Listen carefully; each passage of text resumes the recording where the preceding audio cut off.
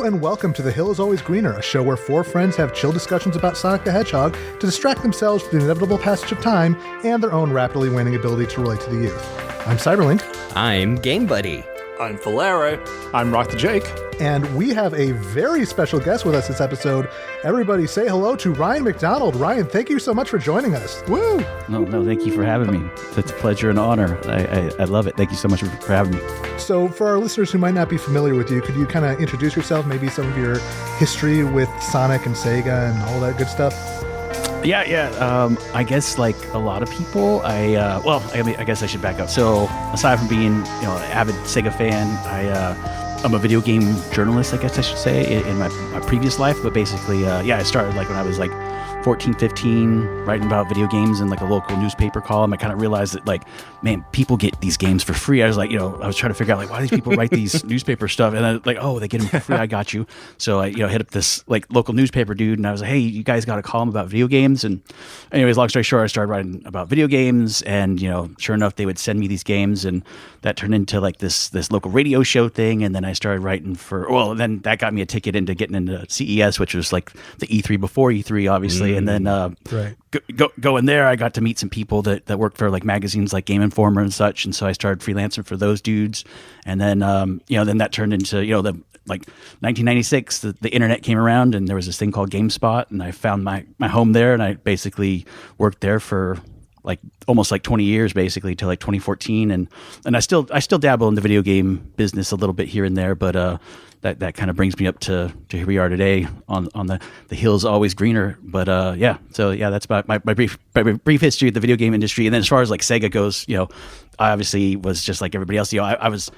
I was hooked from the Sega Master System. Obviously, I got my hands on that. It was like the Sega Scope 3D version, right? It came in the big giant box, and it had like the light phaser, and it had the 3D glasses, and that thing was awesome. And so you had like Missile Defense 3D, but yeah, like Action Fighter. There were so many great games for that thing, like the Spy vs. Spy stuff, Phantasy Star. Like it's crazy to think how many fantastic games were on the Master System. But yeah, then obviously later on, then the Sega Genesis came out, and that was pretty much like, like the greatest thing. When you stop and think about it, man, the Sega Genesis lasted for a really long time, and there was like so many good games from the start to like the end of it. Like I was, a huge fan of, Altered Beast in the arcades, and so the second I found out that game was the pack-in game for the Genesis, I was just like, I'm done, right? Like, so I was like trying to, hard sell my parents. Like I worked at Circuit City or something. I was like, it's got stereo sound. You need to buy me this thing.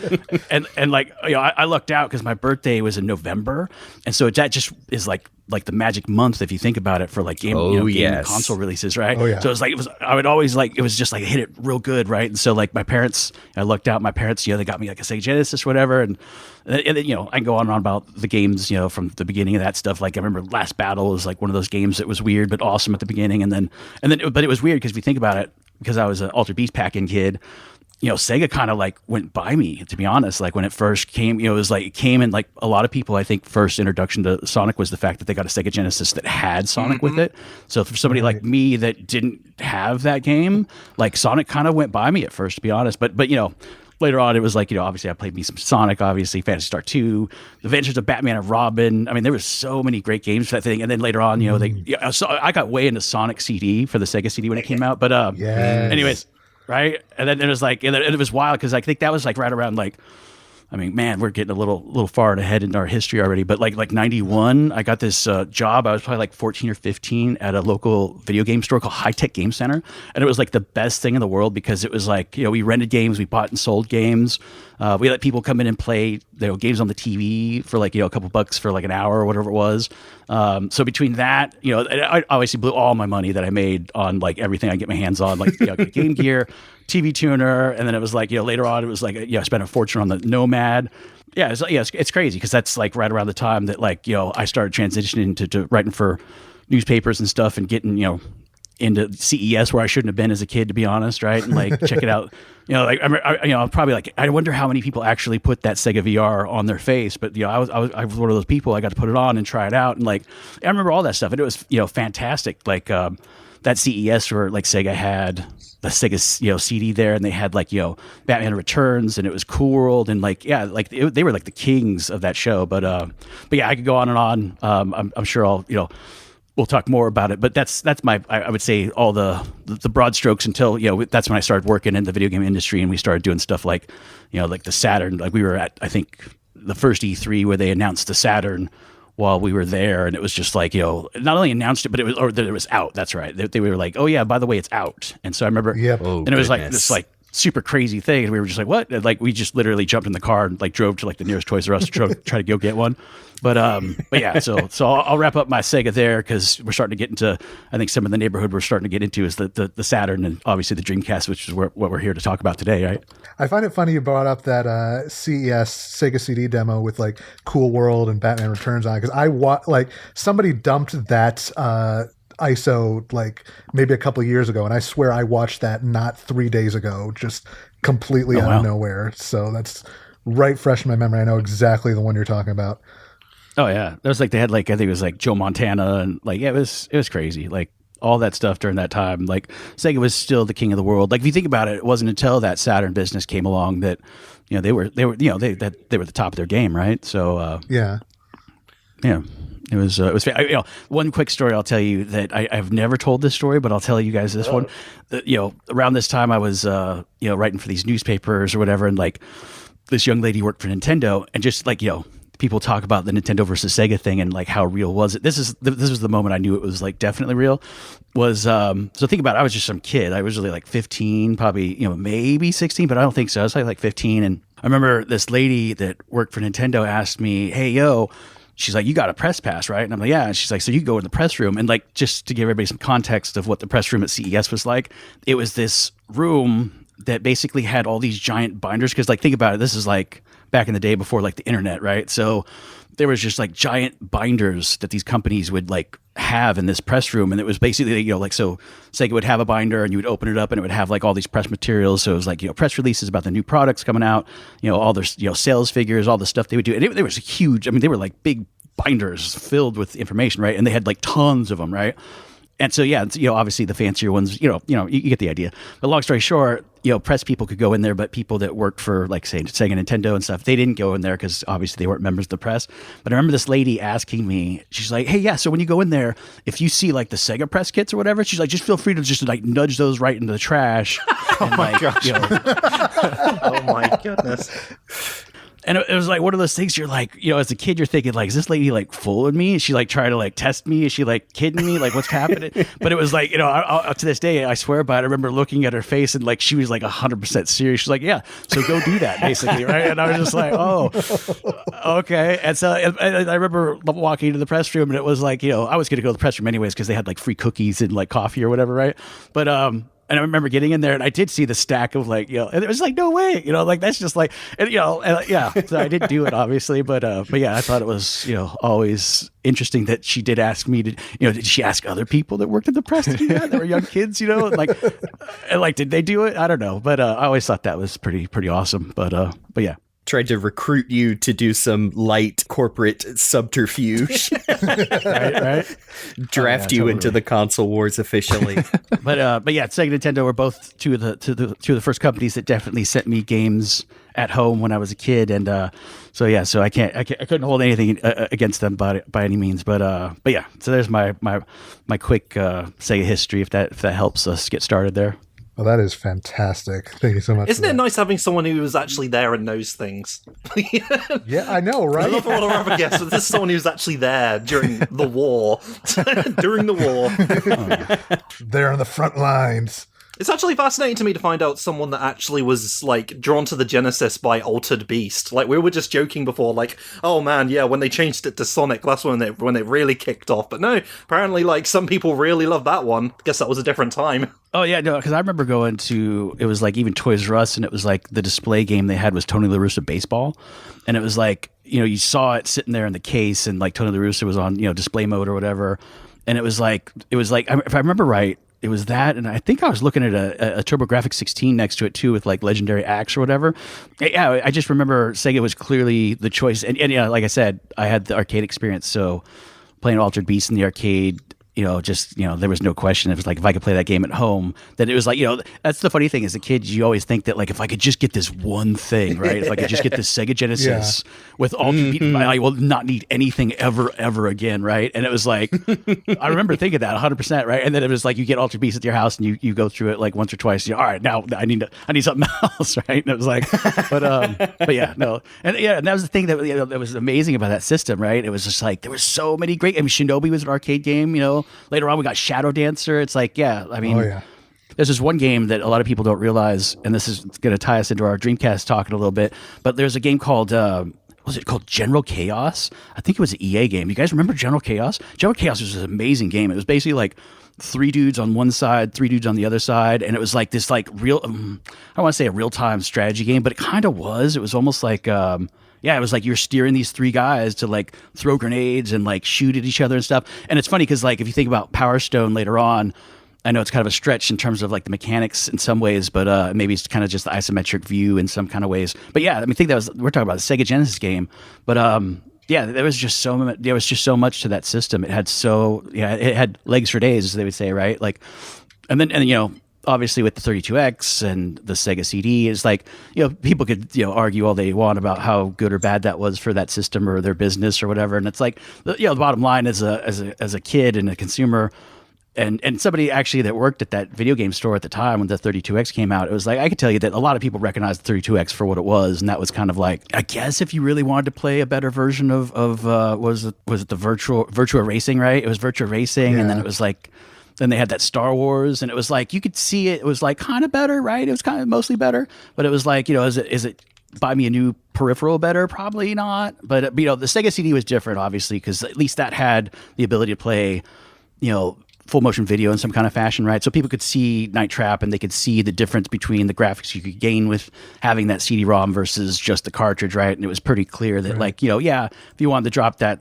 $300 to get that ability to see those kind of games, and that was a clear choice. But that was the neat thing about back then is like, if you think about how the progression was back then, that's something we don't have now. It's like back then it was crazy because like you'd go from the Nintendo and the Master System to then the Super Nintendo and Sega Genesis to then then the CD-ROM came into it with like the TurboGrafx and I'll say that the TurboGrafx CD was fantastic for the day. It was like it came from the desert. Like there was just so much they were trying to do with it, and just the quality and the sound. To be honest, like when you played Fighting Street, that's what they called Street Fighter on that CD-ROM system back in the day, right? When you played Fighting Street and you heard that audio, is like it didn't seem like that. Today it probably wouldn't seem like that big of a deal. But coming from the beeps and boops and the 16-bit and the 8-bit noises that we heard in those games to then full blown voices and music and everything, it was just like wild, right? It was just and then take that one step further later on when we went to 3D.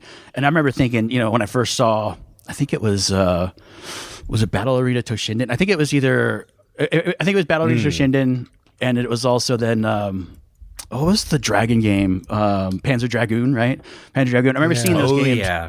And like, at this point, like, think about this. Like, I remember thinking like, I was not unintelligent in some kind of way, even as at that age or anything. But yeah, I remember thinking like, man, like, this TV that I've had since I was a kid that played, my Nintendo and my Sega Genesis, is it even gonna be able to handle that? Like, is it gonna, yes. Is that even a thing, right? And then sure enough, plugging that stuff in, and it's like, yep, that is a TV that plays stuff. I don't know, like, it's just wild to think that now we are here today with 4K stuff and VR and everything else that we're running around with, and it's just like it's madness. Like, if anything, like, the one thing I will say is like, when I think about how, if I want to get deep for a second, let's just get real deep real quick. Like, you think about like it's kind of wild. Like, when I think about like life, right? Like, when I think about it, it's weird to think about the history that we know, because like, if you think about it, if you could go like, let's say you could pick, right, up till now, you could pick any time to be alive, right? As a video gamer, like, I think we kind of hit it just right. Like, like if you think about the time we got to see everything. Like, we got to see the Nintendo, backing up a little bit, you got to see the Atari, the Nintendo, say, all the way up till now. So it's like, obviously you can imagine everything's going to get bigger and better from here. But if you're thinking like, being able to be like some kind of like video game historian or time traveler, like which time period would you pick? You would probably pick this time period. I think we are living in like the best video game time period that has ever existed. Like it's wild to think, people talk about 1996 being this magic year when like Metal Gear and Zelda came out and all that stuff, right? Like some of the best games ever in that one year. And then, but you stretch it out over this section of time, and it's like, this is the golden age of video games, right? Like, if this is to continue on for another 1,000 years or however many years from now, you people will look back at this time period, right, from like the late 1970s till certainly till now, hopefully, right, and further, as being the start of this whole crazy thing. So it's kind of wild. Sometimes I imagine myself as being a video game time traveler, and I can't remember making the choice to be here during this time period, but it feels right. It feels like, like this is, I'm supposed to be here. I'm supposed to play these games. I'm supposed to be on your podcast telling you guys about this. But yeah. Yes, I really have to agree. I think you're right on the money. I even had a recent thing where I decided for some personal financial responsibility reasons to say like, I'm probably just going to chill out and not pick up any big releases until later this year. And at first I was like a little bummed because there's a few I'm looking forward to. And then it just kind of dawned on me. It kind of just washed over me like a wave, realizing like, oh my goodness, I have so many games in my backlog and old games I could replay, or like free indie games, or just go browse like itch.io for like the $5 games that people are making. And I had a similar feeling of like, wow, it really is like the best time to be a player of video games. And forgiven for like sort of like letting it like kind of jade you a little bit. It's like, oh, there's too many good things, so it does wash over you. Like it's like, oh yes, caviar again. I had that yesterday. Yeah. I mean, there is something to say about paralysis of choice, but on the other hand, it's just amazing that we live in such an era where we do have that wealth of choices. I know for a fact that as much as I'm looking forward to some of the big stuff coming out this year, I have had just as much, really good, game time rediscovering stuff that I missed out on the first time, or that I haven't touched since I was a kid or whatever. And it's just nice to know that there is such a wealth of content for basically anybody, no matter what your interests are. There's going to be something for you, and that's just something really special about that. It's also to further the discussion. This is something I mentioned when we recorded our Sonic Frontiers episode a while ago, that we really are living in like an amazing age for gaming, because we have this new crop of game developers and like idea makers who essentially grew up playing the same games that we all did. And so that's why we have stuff like Breath of the Wild and Sonic Frontiers and the God of War reboot, and just like those are like the big AAA titles and stuff like that. And we're stepping into this new era of video games that's essentially made by our peers, and it's amazing. I think the other thing that's fantastic is we're also starting to get to relive some of these games in a different way, right? So it's like, I don't know if you guys have played, there's been a couple of them, but there's been a couple really good versions of like The Legend of Zelda made in VR now, right? And it's like, to do that in VR, or like, they just came out with like a straight up version of Half-Life that they have redone. I think it's called Black Mesa or something like that, right? Yeah. Or even like the like some of the like the Mario 64 decompilations and unofficial PC ports like that too. Oh yeah, I mean like all that stuff is just so incredible, and it's like, I mean, like you said, like some people, like one of the coolest things I played last year was a mod for, I think it was a Half-Life Alyx mod called the Gunman Chronicles, and it's just this guy that makes these mods for Half-Life Alyx that basically turn into a section of like what's like to be John Wick, right? And it's like, I mean, that's just some dude, that's just some guy somewhere making that stuff, and it's like, I mean, it's like between that stuff like you were saying, and then like over on the like the Quest side, if you're looking at the Quest, they've got that App Lab thing, and it's like the App Lab thing is basically people experimenting and making little playable like demos and games and stuff, and it's like all that stuff's free, and it's like you could honestly, between that stuff, and I mean, you could actually probably get away with not really paying a whole lot of money for games these days if you were just bouncing around between the free stuff, but yeah, like you said, it is an incredible time to be alive. Yeah, by all means. But it's not the 90s, so I'm upset. Let's go back then to talk about this. All right. To the very end of the 90s, anyway. That's true. Oh, no. No, now you've made me sad again. We do have to warp back to the very, very late 90s, because this week we are talking about the Sega Dreamcast. Pour one out. Yeah, the Dreamcast is one of those systems that I unfortunately did not have back during its heyday. I did not get mine until probably a decade or so after it went off the market.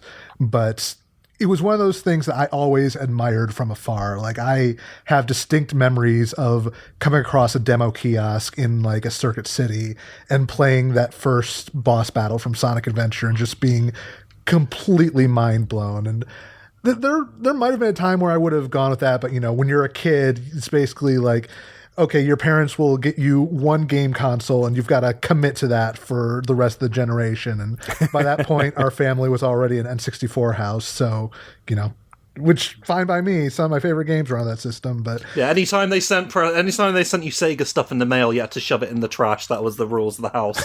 Yep.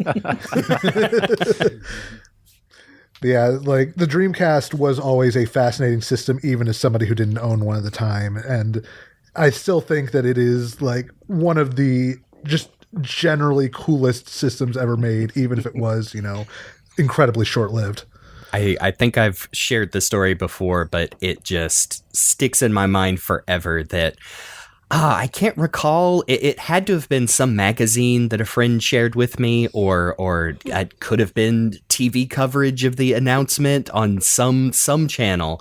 But I remember finding out about the Dreamcast coming out like pretty early in 1999, and like almost bringing like a business proposal to my parents saying that I would like to start earning money to put towards purchasing this thing. And so I was doing, extra chores, and oh man, I think even had to be talked out of like putting up at I think it was the bulletin board at our church, like, oh, I'll cut your grass for some money. And my parents having to be like, you're 10 and we don't really want you going over to strangers' houses to do that just yet. But when the date came, I think I'd only managed to save up about half of it. And so, of course, my parents, like, I'm sure, just saw how destroyed I would have been if I'd have failed. So they paid the other bit, and I remember we went to our local mall and picked it up on $9.99 from our local Babbage's. And got home, hooked it up. In a couple of weeks we would be moving. So that was like my last big life event in that house. And it was not until I got it home and booted up Sonic Adventure for a couple hours that realized, oh wow, you need one of those little memory card things to save your game. So same thing happened to me with Kingdom Hearts on PS2. I definitely remember putting on a brave face, and I think my parents, again, being very just reading my emotions, were like, okay, well, we'll just give it a little bit and we'll see. Maybe we can go get one in a little while. And I was like, okay. And I just played the first bit of Sonic Adventure maybe dozens of times until I was able to get a Nice. memory card. Oh yeah, it was happening. It was happening many times for you. Mm-hmm. Over and over and over. The thing for me is I remember it was almost like there was like 3 time periods when we talk about the Dreamcast, and it's like, because when you talk about the Dreamcast, you got to talk about the end of that Saturn. It's like when Sega pulled that move with the Saturn, like a lot of people don't realize that they kind of, and I don't even think we realized it at the time, to be honest, but like they kind of like sealed their fate in some kind of ways with some of those retailers, right? Like the way they did the Saturn, a lot of people, don't realize that there was a lot of retailers that missed out on those sales, and they kind of like felt burned by Sega. And so that was kind of like right then and there part of the end of the road, right? Because like even with the Saturns themselves, it was like some of the retailers refused to sell that thing because they weren't in on the day one surprise, right? So like that, that's kind of like the first thing. And the second thing is like, if you remember Sega's attitude in their marketing and everything up to that point, in some kind of ways, aside from like the weird Saturn stuff was that, everybody, knew Sega, and like they knew it was like this edgy kind of hardcore, cool, badass kind of thing. And so like, I remember when we started hearing the rumblings about the new system, it was kind of like, some of us, I think, were in the hopes of like, it's going to be like the Genesis 2 or whatever. But like, I think if I remember right, I don't know if they did or somebody did. It was like one of the re-release of the Genesis, I think, was called Genesis 2 or something like that. And it was like, they kind of burned that name, right? So long story short, when, we got closer to finding out more about the system, and we, started hearing about, specs and, online and, all this wild stuff. And it was like, we were all hopeful. And then we, especially when you heard the code names, right? There was like 2 code names that kept on going around. It was like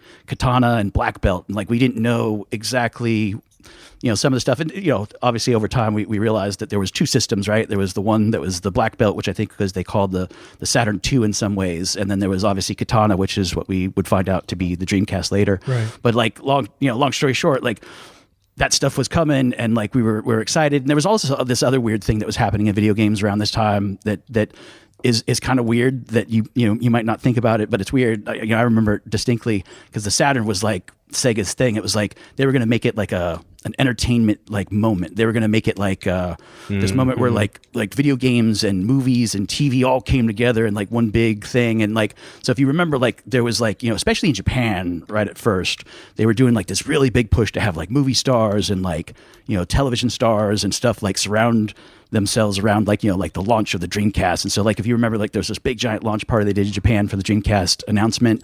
And it was like, they had all these celebrities there, and like, they really played it up, this whole like celebrity thing. And like, that's why, I say that there's like 3 distinct periods of the Dreamcast history that I remember. Cause it's like, there was this whole Japanese thing that was happening that was very different than what was going to happen later in America. And that was like, them doing like this weird push toward like it being like this mainstream thing that everybody needed. It was going to have this online component to it, which was a first for this console in this kind of a way. And like the ad campaign, I don't know if you guys remember, in Japan was like pretty wild. They basically had like, it was the Japanese, I don't remember that dude's name. There was the Japanese president, like straight up like the real dude. It was his name was Hidekazu Yukawa. He was the managing director at Sega. He not only starred in those commercials, but also made an appearance in the Shenmue titles as himself. He sadly passed away in 2022, but we have included a compilation of those commercials in our show notes. That dude, he was the star of like those commercials. And like basically those commercials, if you guys don't know, were pretty much him like, walking down the street, and he like overhear like school children like saying like, oh, the PlayStation is, is fantastic or whatever. And he kind of like put his head down, right? And then like he'd come back later on, and like the kids would be like, oh, I hear the Dreamcast is going to do this, that, and the other. And he kind of perk up or whatever. And like they had this whole like this series of commercials that featured this actual Sega Japanese president, where he would basically, feel bad about, if the Dreamcast wasn't doing good or whatever. But then, he'd hear people get excited about certain games, and he'd be, all right, we're doing good. And so it's this really wild ad campaign. But that was the whole thing they did in Japan. And that was the bummer thing. It was like that launch in Japan, right? The launch in Japan only had like, I think it was like 4 games. It was like Godzilla. Oh, was there a Virtua Fighter? Yeah, it was Virtua Fighter. And then there was like that Pen Triathlon game or whatever it was. But so it was like kind of terrible. It was like there wasn't that many games. Sure, there was a bunch of games on the hook and people knew they were coming, but yeah, it was a really not so great launch. And so I remember that was the thing for us. It was like, the hardware was great, but where were these games? And so they looked out in America, because we're talking about like, I think it was like it was just like, I think it was like you said $9.99, right? Oh yeah, that was right. It had that genius marketing plan, $9.99, right? In the US. In Japan, it was not as great, right? 98 was whenever that happened, right? And then, but yeah, when $9.99 happened in America, like by then they had Midway on board, they had Capcom on board. Like Bill Gardner at Capcom was a huge fan of the Dreamcast, and like that's why they had like Power Stone, and that's why they had like 3 games I think from Capcom. I can't remember the other ones. The Capcom, Marvel vs. Capcom or something. It was Power Stone. It was what's the other one? That's the one I remember, because the other launch games, they had Mortal Kombat Gold, they had Soul Calibur, one of the best launch games of all time. Totally. Hydro Thunder, NFL 2K, Sonic Adventure, Natch, Ready to Rumble. Like it was an incredible lineup. Oh yeah, they had like it was like nearly 20 games or something crazy. They had that rally game. They had tons of great games in the US launch, and they tried to do a little bit of that. I remember that entertainment angle where they were trying to sell the Dreamcast as more of a thing than just a video game console. But like, but yeah, long story short, yeah, they had that It's Thinking campaign, if I remember right, in America, that was kind of weird. Yeah. But like, yeah, right, like that stuff was wild. But like, I I love those commercials where they go inside the Dreamcast. You see all the characters hanging out. Like that was such a formative memory for me back in the day. Man, stay off the light speed. My bad. Sonic Adventure on Sega Dreamcast. It's thinking. Well, I mean, that moment, though, when they first came out with that name and they announced that it was actually going to be called the Dreamcast, I remember we were like, I know it's probably ambiguous now because we hear it and stuff, but back then we were just like, oh, what? Like, at first we were just like, that sounds like a mistake, right? And it was like, right? It was like Dreamcast. Like, I get it, right? I get the idea, but it's also just like, what happened to Katana? What happened to Black Belt? What happened to Kicking Ass? Right? And so, like, that was the thing we were like, oh, but, whatever. And if I remember right, that was pulled from like a contest they did. I think they had a contest where like 5,000 people or whatever got to put their name in to name the next Sega system, and that's what they pulled out of the hat, I guess, right? But they actually had a poll, as far as I know, and then like Dreamcast was like the third most popular one, so they went with the one that the people didn't even like the best. So, oh my goodness, that's Sega. Oh, that's even worse. That's wild. I can only imagine it was the third most popular, but probably the easiest one to like copyright internationally. Yeah, right.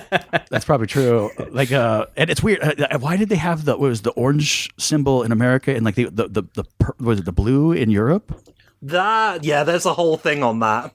Yeah, apparently there was another company that had an orange swirl for their business in Europe, so they switched it to blue to, get around that. I believe it's Tivola Games, if that's how you pronounce it.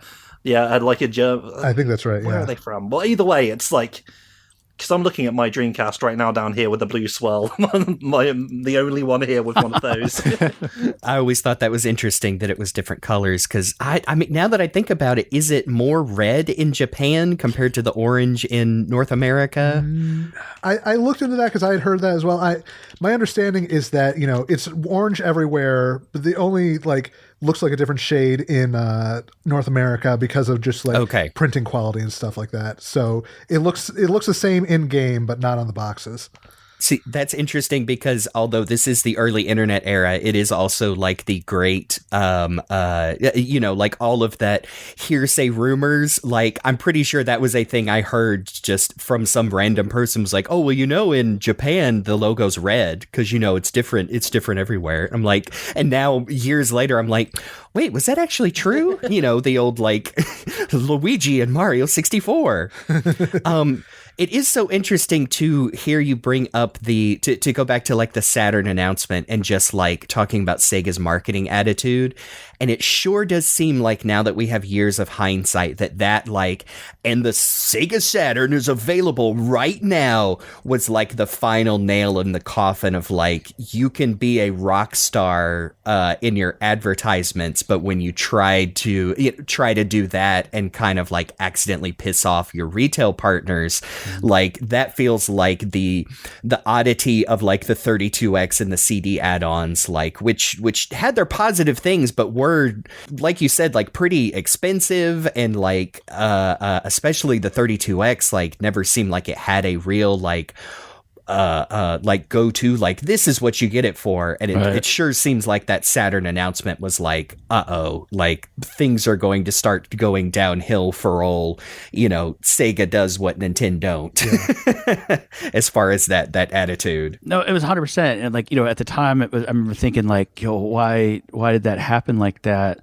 And I think the reality was, in some ways, I'd have to say it was related to what happened later with the Dreamcast too.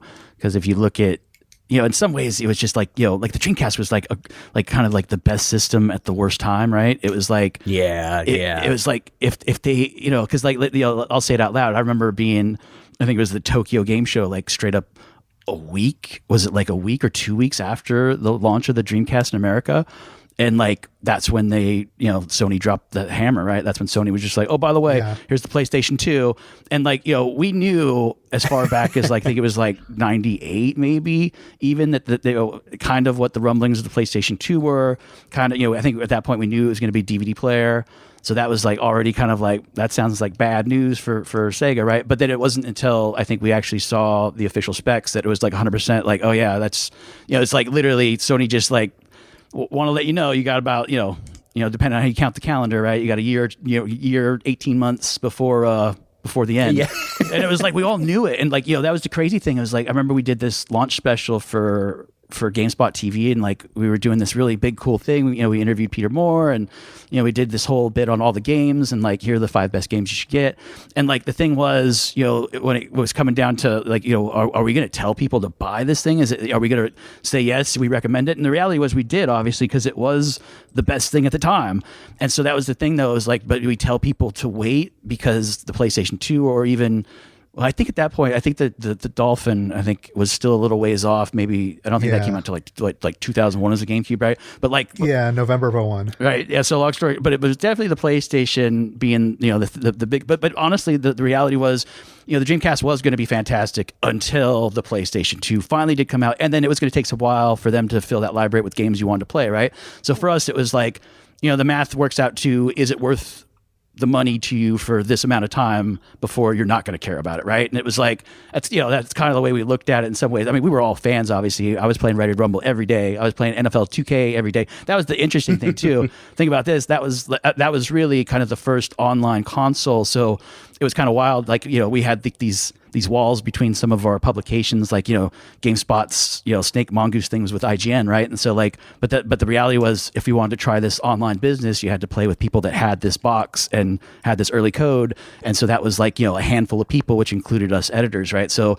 I remember getting online and playing with, editors over at IGN, these NFL football 2 games at the beginning, and it was like, we had a 56K modem that we were using on that thing because that was what was packed in, and it was like, it was wild. Like, it was so weird the first time actually getting it to work, and like, I remember that first morning, it took a while for it to go, and like, like out of the 3 games that we played that first day, there was only one of them that kind of was really good. Like the other 2 were kind of laggy, but from that moment on, as much as we had ever done anything with like the X band on the the previous consoles or anything weird like that, this was real deal. Home console online playing. So it was fantastic. It was incredible, right? It was the future. And then later on, man, when they released the broadband adapter and the mouse and keyboard for that thing, playing people at Quake 3 Arena, it was just ridiculous. Like, you just like, you run around the map, just, mopping people up, right? But, so I definitely remember that Japanese time period. I definitely remember the US time period. And then I remember really that time period where it was really, just, it was basically that there was just that one brief period of time where it was that golden moment in the sun. They had Phantasy Star Online, and people were doing crazy loot drops and duplication stuff with that thing, and like, and in the football scene, they did stuff with that football game that most people like. EA still hasn't really done well with Madden, and that's, they had these online tournaments. You could create this whole crazy season with either you with your friends or expand it. Like, that thing by itself was wild. But and then the VMU stuff, it wasn't a whole lot you could do on that little screen, but there was all kinds of little fun little mini games that people released, and all little secrets and stuff that you could do with that thing. Oh yeah, the charm factor of the VMU like just did so much for it. Yeah. Just even just showing like, oh, there's my character's little face down there. They're happy to see me. Right? Oh yeah, no, that thing was fantastic. I mean, we had Seaman, like you could do, you yell at Seaman through your microphone and then take him on the go with the VMU stuff. Like, yeah, there was all kinds of wild stuff. And the weird thing was, and this is, not to rush through the Sega lifespan in one short breath, but like, I do remember later on, when, believe it or not, we were actually in the building we were at, I should say, was where Sega moved to. So it was wild because before that, it was just known as the Townsend Center or whatever, right? And then when the Sega moved into our building, then it was basically known as the Sega building because they had this big giant Sega building on the outside of it, or Sega billboard or sign. And so that was pretty awesome because then, it made it really easy. We could just walk upstairs, whatever, if we had to do something with them, or they could come down and talk to us. But the wild thing about that was then later on, once, the ship had sailed and it was all over, I remember they had this like super wild sale, and it was like, oh my goodness. Right. Yes. It was like super nutso. Like, yeah, they said, hey, come on up to the 4th floor or whatever, and, bring your money. And they had just had tons of stuff laid all over the floor. Lots of like Sega bass fishing and like the fishing rod and like, And I remember, I think I bought like a Sega 32X, or no, it was not a 32. What did they call that? Yeah, or a Sega CDX. That's what it was. The portable. Oh yeah, Sega with the CD. built-in. Yes. Yeah. I'm brushing over a lot of Dreamcast there because there was Samba de Amigo. There was so many great Sega Dreamcast games. But yeah, I do remember the first time I heard about that story, we're moving out of the building, fire sale. I think it was Jeff Gersman on like a 10-year-old episode of the Giant Bombcast at this point, and I remember thinking that might be my personal version of heaven is the Sega, the people at the Sega building just open up the closet and just, oh man, that sounds like a wild time. Just like, hey, we can't take it with us. yeah. I mean, the crazy thing is I if I remember right, I think they had 270,000 Dreamcast still that they ended up selling for like $60 a piece or something crazy. Oh, wow. Dang. Isn't that right? Isn't that wild? Just build a coffee table at a Dreamcast. Build a throne. Oh, no. Oh, man. Especially now in our current day and age of I don't even know what to call it, of crazy people trying to sell any video game older than 10 years for disgustingly inflated costs. I went to the video game store just thinking about sealed Dreamcasts. I have now accepted that I'm never going to get those last 3 N64 games I'm missing. Oh yeah. Someday. Clay Fighter Sculptor's Cut is never going to go down, and I have to accept that. But what if you could threaten someone? It's kind of crazy how much money these games go. I went to the video game store the other day and I saw, I don't know what it was. It was like a regular Super Nintendo game. I don't remember it being something special, but they wanted like $180 for it. I was like, what? Like, what is that? Like, why is that $180? Yeah. Yeah, post-pandemic, everything is now, at least 2 or 3 times the price it was before the virus hit, and it just is not going down, and it's unfortunate. It's like collection has now become just completely inviolable at this point. I'll tell you something really dumb, this isn't even an old game. I saw a copy of a Professor Layton versus Ace Attorney for the 3DS in our local shop for £115. I was like, excuse me. That's ridiculous. It's like, I don't know what these arbitrary standards of how games should cost now. I thought it was just really old ones you'd have to spend over £100 for, but man. I remember that, I'll have to look it up, put it in our show notes for the audience, but that story from, I want to say it was last year, maybe a little bit longer, but of the guys getting all their games professionally graded, but then the conspired together, okay, now I'm going to list this copy of Mario 64 for $5,000 and you're going to raise the bid up on it, and at least made me feel less crazy that, okay, there are people just trying to kind of like with old comic books and whatnot, the old thing saying that a Superman #1 is worth as much as someone will pay for it, which is more every time. But yeah, it really is unfortunate because like you said, there is so many games available that I just want people to be able to play them. And I would sure hate to think that someone who wanted to start collecting would just not even bother because it's just so not viable anymore. But there are other options out there for people. We always hope that companies make their games available, even if that is just digitally through programs. Just let people play the games. Don't let don't make it so they have to mortgage a house to start a classic game collection. Although, it's kind of weird when you stop and think about it. There's, games like Samba de Amigo that you do need those peripherals for or whatever, or some physical thing, right? It's or Seaman, like you said. Seaman, that is, you need that stuff. Yeah, that's the only bummer thing to the aging. Yeah, I have this obviously this giant collection of stuff here, and it's I'm always interested, but always equally afraid to want to try to turn on some of the old systems in fear that they actually won't turn on, right? And it's oh yeah, I wonder. I'll have to do it one of these days. Just bite the bullet and see. All right, we're gonna go through them and turn them on and see which ones work and which ones don't. But yeah, that is fun for one of these weekends at some point.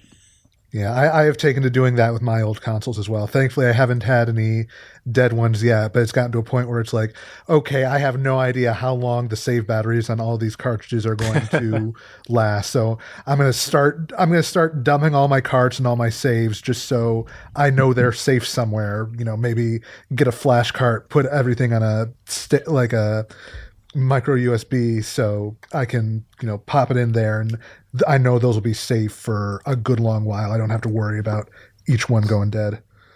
Those original save files, they feel like a part of you sometimes. True. Oh, goodness. I need to save all my RPG saves where every character is named Butt. Extremely important. I had an incident with my N64 recently before we recorded our April Fool's episode about Mario 64. And at first I thought like maybe there's just some dust something because like the audio was like getting all really loud and corrupted. And then I tried swapping in a couple different N64 games and nothing was starting. So I'm hoping that the N64 is not dead. Hopefully it just needs a little like isopropyl alcohol swipe. But yeah, I really want that sucker to still live. It happens. The audio you posted from that is about as cursed as it gets. Yes. And this is the point of the show where Jeremy slowly fades it in and slowly fades it out.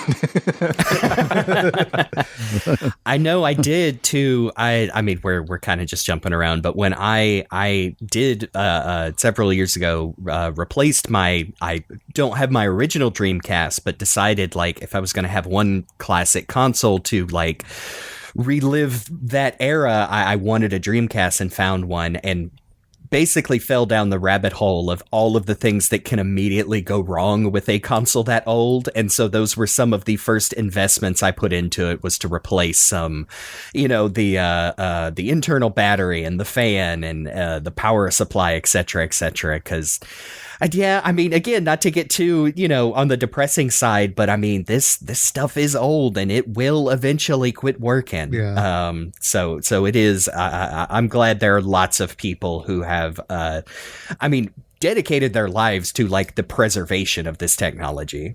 Yeah, there's tons of times nowadays where I'll like turn something on or try to use something, and I'll be like, if it doesn't work, I'll be like, why doesn't this work? And then like it'll occur to me like, because it's 25 years old. Yep. I'm like, oh, that's probably true. Yeah, I have an old Mortal Kombat arcade machine, and it's like I don't know why, because the power supply just seems to die like once a year in it, and it's just like, it's like I can play Mortal Kombat obviously in a bunch of different ways, and so having this big arcade cabinet here is probably not the most effective way. I don't know, efficient way. I don't know. It's just I think about that one. The arcade machines are but like whatever, because it's like they got ever since the PlayStation VR 2 came out, it's like that's the other thing. I'd hung on to like when Gran Turismo 3 came out. I don't know if you guys remember, but I'm pretty sure that was the one that was either 3 or 5, but that was the 3D TV one.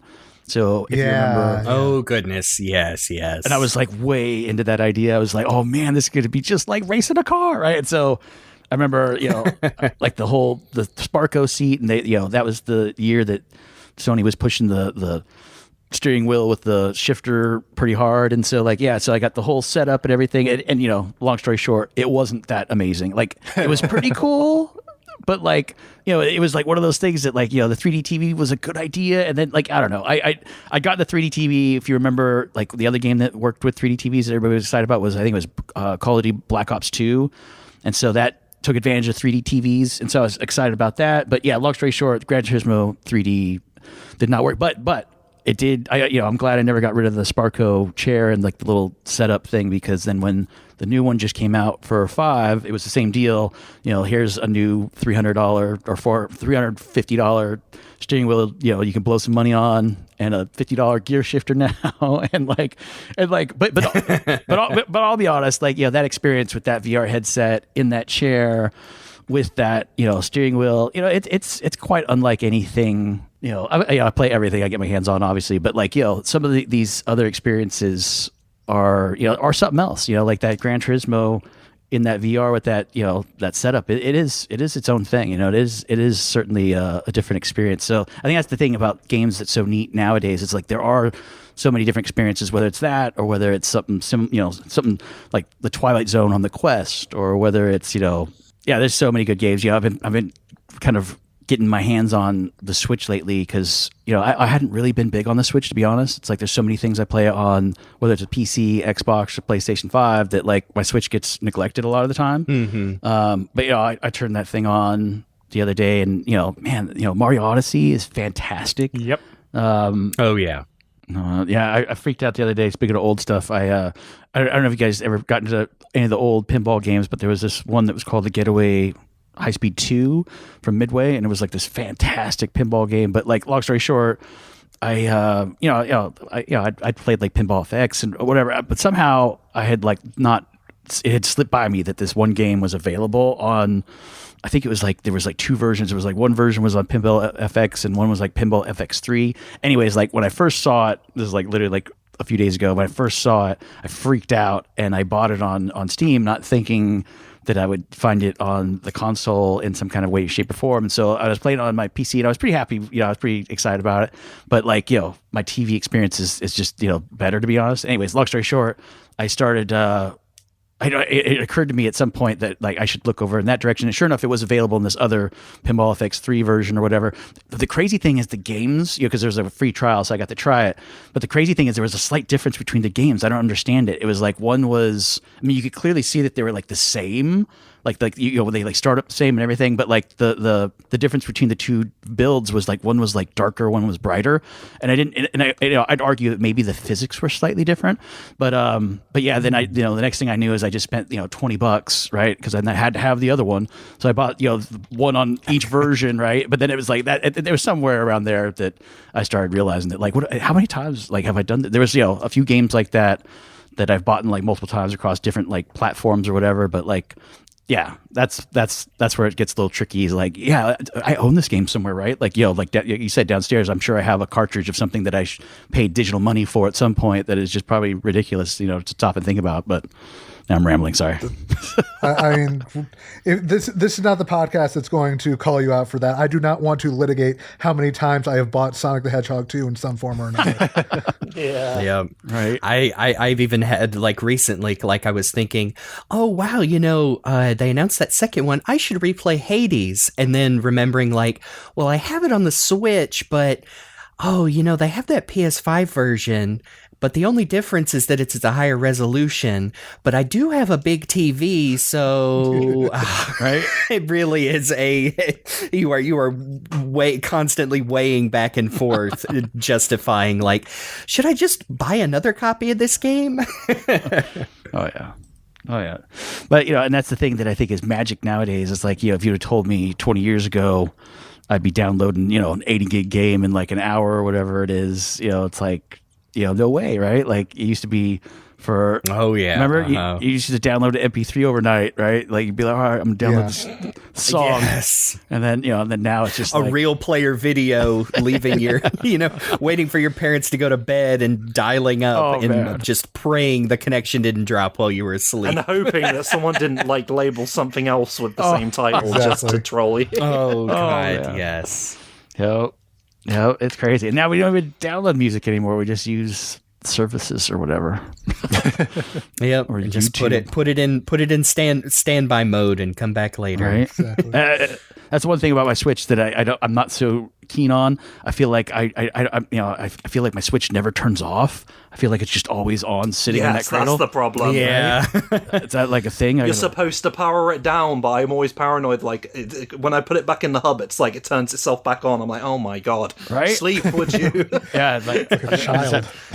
You're just trying to get him to go to sleep. And to just not put it in the cradle, just like leave it off to the side or something. That's what I've taken to doing just to be safe. Right? Yeah. Oh yeah. Oh man. Like we've talked a lot about, the Dreamcast as a system and all the cool stuff it did, but like part of the reason why the Dreamcast is so fondly remembered is that it might have one of the best lineups of games for any console period. Like just so many absolute classics, a lot of stuff that, some of it, like not as much as I would like has been ported to newer systems. There's definitely some stuff, but like we still have not gotten a new port of Choo Choo Rocket, for example, which is criminal. Yeah. And that's like one of the base games, isn't it? Like you'll get that with a lot of the Dreamcasts, like as a little disc that you just start up with. Yeah, and like I am surprised that never made it to like XBLA or something, because that seems like just such an immediate slam dunk. That was one of the games that was certainly one of the big, there was tons of people in the media that loved that game. We'd play this game at like parties and stuff all the time. So yeah, it's amazing that somebody didn't mention it to somebody and have it, it's got to be some kind of crazy licensing thing or something. Otherwise, you would think it would be all over somewhere. Maybe. Like, I know they made a GBA port, but that wasn't, not quite the same. Oh, yeah, I was refreshing my memory. There was an iOS version that got delisted in 2015. I think that was the last time I remember hearing about Choo Choo Rocket. Oh man, we have touched on that on the show, but that is another thing as far as like mobile games seem like such a boon and a potential like curse eventually, because that it's just so hard to preserve that stuff that I had to like look up like, oh no, there was a mobile version of this game that of course you can't play anymore. But yeah, man, Choo Choo Rocket's great. I remember hearing that original little jingle for the commercial, and it's never left my head since. Choo choo rocket, とネズミを助けろ。チューチューロケット、猫は怖い。チューチューロケット、ロケットすごい。ズババババ。There was a game that I used to, not to go back a system, but like the game, I actually, when I was thinking about this thing, I actually thought I remembered it being for the Dreamcast, but then I realized like, no, it was for the Saturn. One of the best Saturn games. There was two really amazing Saturn games I used to play all the time. Was that Bomberman? The Bomberman they had for that Saturn was fantastic. Saturn Bomberman was amazing. Oh man, it was so good. There was that one, and then Baku Baku. Did you ever play Baku Baku? I know but I've heard about it. I know of Baku Baku. I've never actually played it. Yeah, it was like this Tetris game, but like, it was fantastic. That game, that and Choo Choo Rocket were the two games we used to play like all the time. Yeah, I think I know of Baku Baku because it came packaged in as part of the Sonic and Garfield pack on PC. Yep.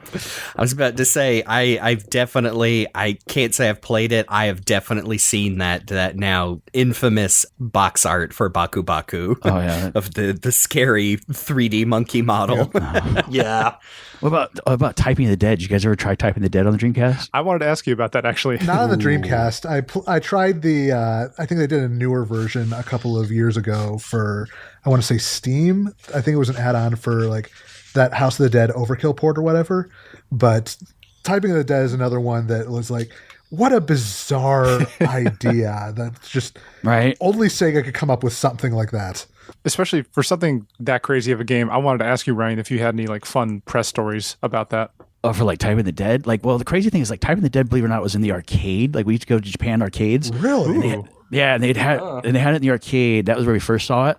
And so like it was one of those things that was just like, because that's the other thing too, is like, the Sega arcades, with that Naomi hardware, that was like, it was basically a Dreamcast, right? It was like basically had a Dreamcast and an arcade machine. And so like, so that was the wild thing, is like we used to go there, we see, there was this game, oh man, you guys probably know exactly what it is.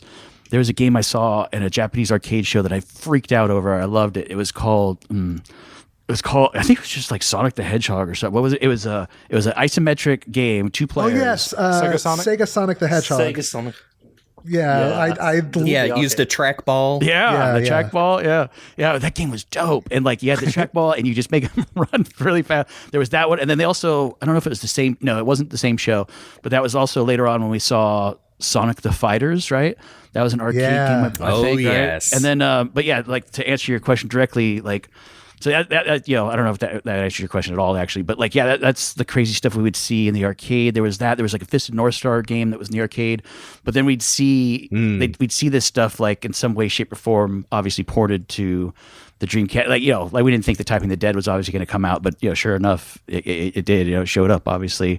But yeah. So that. And then there was games like Ikaruga. Do you guys remember playing Ikaruga? That amazing shooter. Oh yeah, amazing.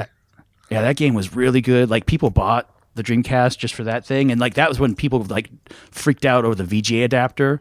There was a VGA adapter you could get for the Dreamcast that, you know, obviously made it look a little cleaner, right? Instead of just playing on a CRT. But like, yeah, so that one, the Legacy of Kain Soul Reaver game I remember was pretty awesome. Skies of Arcadia, people freaked out about. Yes. People still freak out about that game. That's true, right? A lot of people would love to see really that. want to see that back. Yeah, I would love to see that one get a port someday. I think I did the strategy guide for Code Veronica for like EGM2 or something crazy. Like that game was fantastic. That game was really good. I was a huge Resident Evil guy. So yeah, seeing Code Veronica and obviously getting to see and hear everything in the fidelity that the Dreamcast offered for the first time was something special. Certainly, the one thing I got to touch on before we go any further is the NFL 2K games. I don't know if anybody remembers this or not, but you know, I thought I saw it in your outline that, you know, it's too bad they didn't get the EA stuff. Well, the one of the reasons why that EA thing was so touchy, and I don't know if you guys remember this, was because NFL 2K was so good. Like that game was so good. Yep. And comparative to Madden at the time, like it smoked it, right? Like it was better. And so like that was the thing that I don't think anybody, you know, I don't know if you guys remember, but like right around that time, like probably like it was like maybe just the second game. I don't know if it was NFL 2K2, I think they called it, or whatever it was. But like by the time they were coming out with the third one or whatever, that's when that's when EA was like, you know, enough's enough. Like they're going to steal our market. And that's when they decided to do that crazy, like, was it like 25 million? I don't even know how much money it was. It was so much money. It was a lot of money. It was like $25 million deal with NFL to like exclusively own the license to the NFL. Right. And that's effectively shut down the NFL 2K series, right? Or any real competition in football. Which was kind of a shame. Like, you know, everybody gets all crazy about like this recent thing about, you know, was it Microsoft trying to buy Blizzard, Activision, or whatever?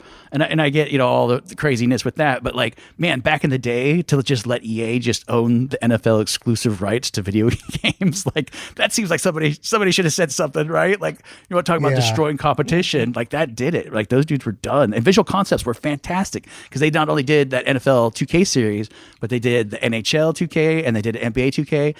Oh yeah, I distinctly remember even back then was not a sports games kid, but like just from the you know, talk on the playground, like the 2K games specifically on the Dreamcast were like the go-tos to where like I'm pretty sure I rented or at least like put hands on a couple, like played at a friend's house and was like, dang, this is fun, you know, even though I'm, you know, just completely uninterested in sports ball. But yes, and I remembered like, I guess being, God, again, it must have been some like early coverage, but just following along with like how those games went away because EA basically just, completely, you know, bought their way to being the only game in town, which was, yes, I think is also very unfortunate because, yeah, those games were super good. Yeah, it was a bummer too. I think they tried one more game where they basically tried it without the licenses and like had just generic names. And I think for the teams and the players and such or what, but like, yeah, it didn't work obviously. So yeah, obviously the same thing happened with Midway when they had to switch NFL Blitz to Blitz the League. So right, just everybody kind of feeling the results of that. Oh yeah. There's a lot of Dreamcast games that, you know, I really wish would, you know, there's a lot of stuff that we never even got, you know, in the West. Like one of the games I've always wanted to play is Sega Gaga, which never left Japan, which was an RPG all about you like collecting Sega characters and trying to basically save Sega from going under, which may have been a little bit meta at the time. I always remember scenes of that. I always remember like there's this whole like really meta part about Alex Kidd being like, you know, out of the limelight now that Sonic's around and stuff just like being that. Completely bitter. Yeah, it's great. I would love to see like a fan translation of that someday. And I think one was started at one point, never got finished. But then like there's other stuff that nobody's ever heard of. Like Cannon Spike is one of my favorite Capcom games that nobody ever talks about. It was a run and gun shooter where you could play as characters from like Cammy and Charlie from Street Fighter, Mega Man, BB Hood from Darkstalkers, Arthur from Ghosts and Goblins. And it was just like this 8-way run and gun shooter that I think it might have been an arcade title first. I can't be sure, but just this really quality, you know, pick up and play experience that I would love to see again come back in some capacity, even if it's just, you know, as part of some collection or something. Oh man, I mean, speaking of our arcade ports, I mean, the Dreamcast and arcade ports, like, was there a better match made in heaven? You're not wrong. For some of those biggest titles. You are not wrong. Like, that is, there are people who still insist that is the definitive way to play, you know, Street Fighter Third Strike or Marvel vs. Capcom 2 or Soul Calibur or whatever. And it's hard to argue with them because I feel like that was a big part of, you know, the Dreamcast library, just all of those really quality arcade ports. Yeah, Soul Calibur was just straight up better on the Dreamcast. Yeah. I remember that was one of the games. I can't remember. I might have rented it, played it. That was one of the. You know, it's funny. Earlier, you were talking about like, you know, thinking, am I going to be able to play this on my, you know, the TV I've had since childhood? But I remember distinctly seeing Soul Calibur running on the Dreamcast and thinking like, how could graphics ever get better than this? Oh, yeah. Like having that logic as a, you know, as a young kid, but just being blown away of like, I have never seen a video game do this, and it looks so cool. Yeah, the first time you got to see, you know, him flex and the muscles and it actually change, you know, shape and like get bigger when he moves his arm. It's like, you know, yeah, that thing was incredible. It was really good. We definitely have hours and hours of dedicated on this show to Sonic Adventure 1 and 2, but I mean that was definitely my launch title. I know the other big series that I instantly fell in love with on the Dreamcast. Pretty sure, yes, it was after playing it at a friend's house, and I was like, I have to go buy this game for myself, was Crazy Taxi 1 and 2. Oh, yeah. I don't think I was a super big driving game kid either, but there was just something about Crazy Taxi that like made me want to get good at driving these video game cars. Those games oozed so much style, and just the novelty that they had like real places in it, like take me to the Pizza Hut down the road. Just man, so charming that whole package. I'm a huge sucker for licensed music, and so somehow having that Offspring song in that game, like I don't know, I was like way into it, and so yeah, anytime they can port something over and have the actual music, I'm hooked. Yeah, we mentioned it in passing before, but Power Stone 1 and 2, incredible games. Like, I'm not gonna, you know, start the argument of which one was better, 1 or 2, but like both of them are just must-have games if you are a Dreamcast owner. They are some of the most fun multiplayer experiences you will ever have, for sure. Yeah, again, I was like arcade kid, so when Power Stone came out, I was hooked. It was kind of the best of both worlds. A little bit of shooter, a little bit of fighting game, a little bit of, you know, some of the stuff we'd seen before, but it was real tight. It was a good Capcom game by all means. And I feel like we have to talk about Shenmue just because, like, for Dreamcast owners, that was like something. It felt huge at the time. Like maybe it tried to do a little bit too much. It's, you know, you go back to it through the HD collection, whatever. It's definitely showed its age, but talk about ambitious. Like, holy cow. Yeah. I feel like there was very little that was like a Shenmue back in the day. Like it's hard to look back, like the obvious, like staying in the Sega family, like you would not have the Yakuza series as it is today without Shenmue, but it feels like Shenmue even like paved the way for like huge games like Rockstar's oeuvre, like the modern GTA's, Red Dead Redemption, or even big games like Mass Effect or like the modern Fallouts, where you are in a living world, and Shenmue just seems like the start of all that. And it was, we know it was incredibly ambitious, maybe even to the detriment of Sega, the company as a whole. But I love me some Shenmue. Yeah, I think the interactivity of Shenmue was what was extra special. That and the detail obviously was, you know, next level, right? Being able to walk into a place and, you know, I think it was the Sonic the Hedgehog keychain, right? It was a little keychain, the UFO catcher. Little capsule toys or whatever. That, and I think you could play some of the games that they had in the arcade or the whatever they had, but like, it was like that. Then like, you know, but the thing for me was, you know, I'll be honest, there was two sides to the Shenmue fence where I worked at the time, and it was like some of the editors that played that game, you know, fell in love with it and thought that there was so much to it. And for me, it was like, I just, the quick time events, it was like, I would get frustrated because like I could see like when I'd go race the forklifts and stuff, right? It's like, why can't you just let me do more? That's what I wanted from that game. I wanted to be able to be active more, I guess, instead of it being more of like me walking around and talking to folks. I wanted more of the action side of it, right? Mm-hmm. I get all excited because like they teased a little bit like of the Virtua Fighter kind of fighting stuff, but it was more of based on a quick time event than anything. So, so I'll say it like. I love me some Shenmue, but I always wanted a little bit more of being able to do stuff in that game than it allowed you to. So, yeah. Yeah, and you could tell that they obviously had, like, I think bigger plans for that. Like, it originally started as, like, I believe it was supposed to be a Virtua Fighter RPG originally, and you can kind of see that in the, like, roots of the combat. But, it seemed like they were trying to do all they could with, the budget they had. And admittedly, it was a pretty big budget for the time, but... Well, I'm curious to know, now that you guys were talking about the Shenmue, what did you guys think when make this thing Kickstarter or whatnot and do the sequel and all that? I backed Shenmue 3. I played it. I was not huge on it just because it's like, well, after this many years, I would hope that instead of trying to stretch out to the full 16-part epic he originally planned, he would just be like, okay, I may never be able to make another one of these. Let's just wrap it up here. And it felt like the story did not really go anywhere or advance beyond what they had already done in Shenmue 1 and 2. So it's like, it definitely left me, kind of wanting a little bit in that regard. That's a bummer. That's a bummer. Did he have plans to continue it, or was that like...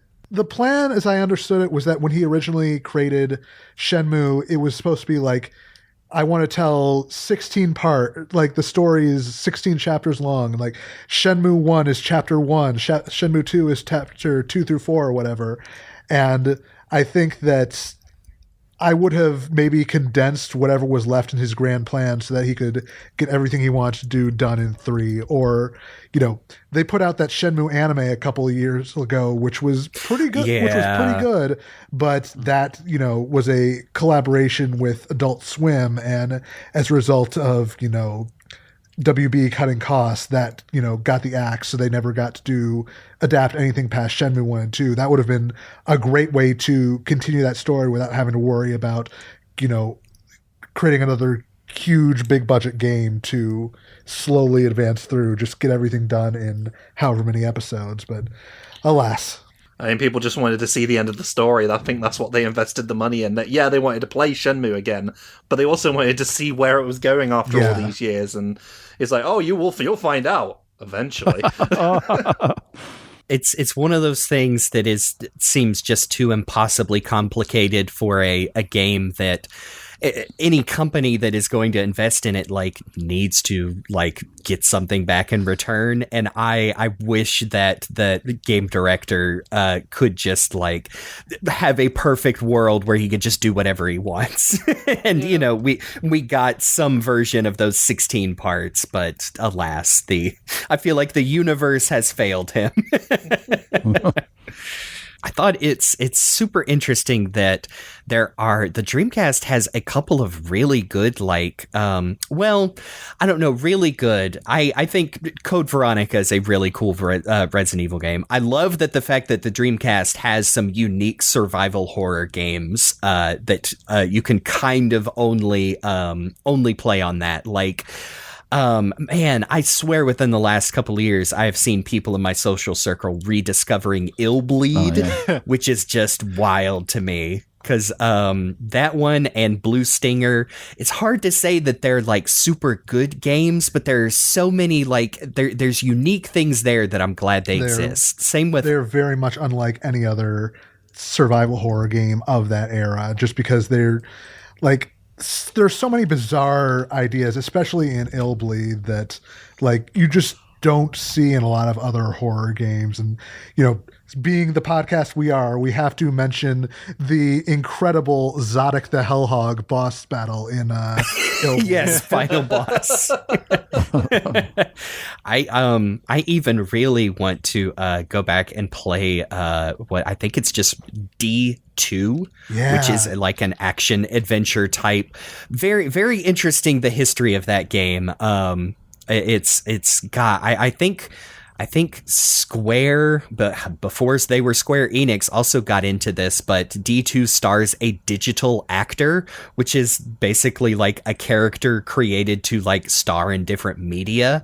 And I just thought that was really fascinating. And yeah, like D2 is another game that's very interesting to me. And yeah, the fact that I think the version of Code Veronica I have on my Dreamcast is kind of a Frankenstein translation of Code Veronica X that I think was only in Japan, and that is like agreed upon like in just social circles is like just the best version of Code Veronica, and which makes it so weird that like even Capcom now like seems to want to ignore that game, whereas I'm like ready to go back and replay it now. If any game needed a remake in the style of those new RE games, that's the one. That was a good game. Yes, that really does feel like they got Resident Evil 4 the remake. They did it. You managed to do it. Now the choice is between, are they going to go back and remake Code Veronica X, or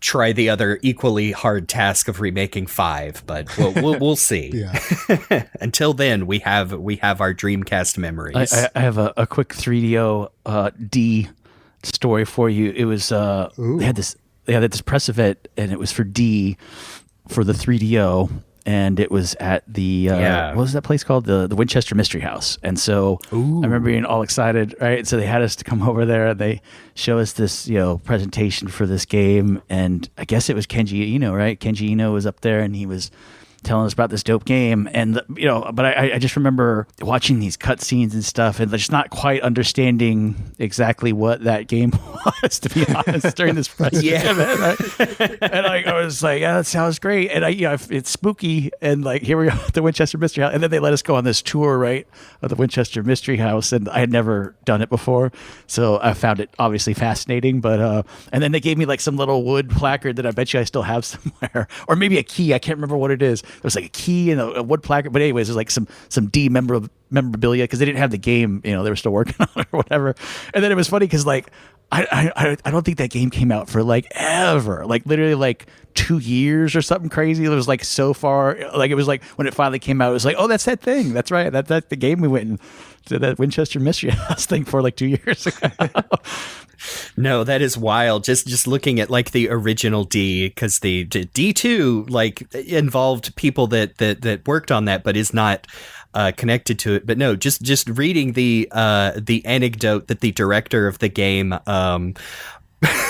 on his way to deliver the game to certification, like promised he would take out like the extreme, like scary violence and like specifically like cannibals, and just like did the old switcheroo when it came time to manufacture the game and put the violent one to be distributed like behind the people in charge's backs. Like, oh my God, that's pretty crazy. That is wild, man. It seems like that definitely like the Wild West of games. 100%. I do have to also shout out Sega Smash Pack Volume 1 for, I have no idea what even happened with this one. Like, first of all, no Volume 2, of course. But like, this was an interesting one because it was mostly Genesis games outside of Sega Swirl, which was one of the first games I ever played that had cross-platform play between Dreamcast and PC, because you could like play over email. So like you'd be able to send somebody playing on Dreamcast could email their play to somebody else, and they'd be able to pick up on the PC version, which is super cool. But it's like postal chess, like where you mail your move over to someone. It had a pretty good port of Virtua Cop 2, but then the rest was all Genesis games, and it might be some of the worst Genesis emulation I've ever seen. Like, if you could see this thing, the sound, I've seen it. The sound is just completely off. I'm gonna insert clip here.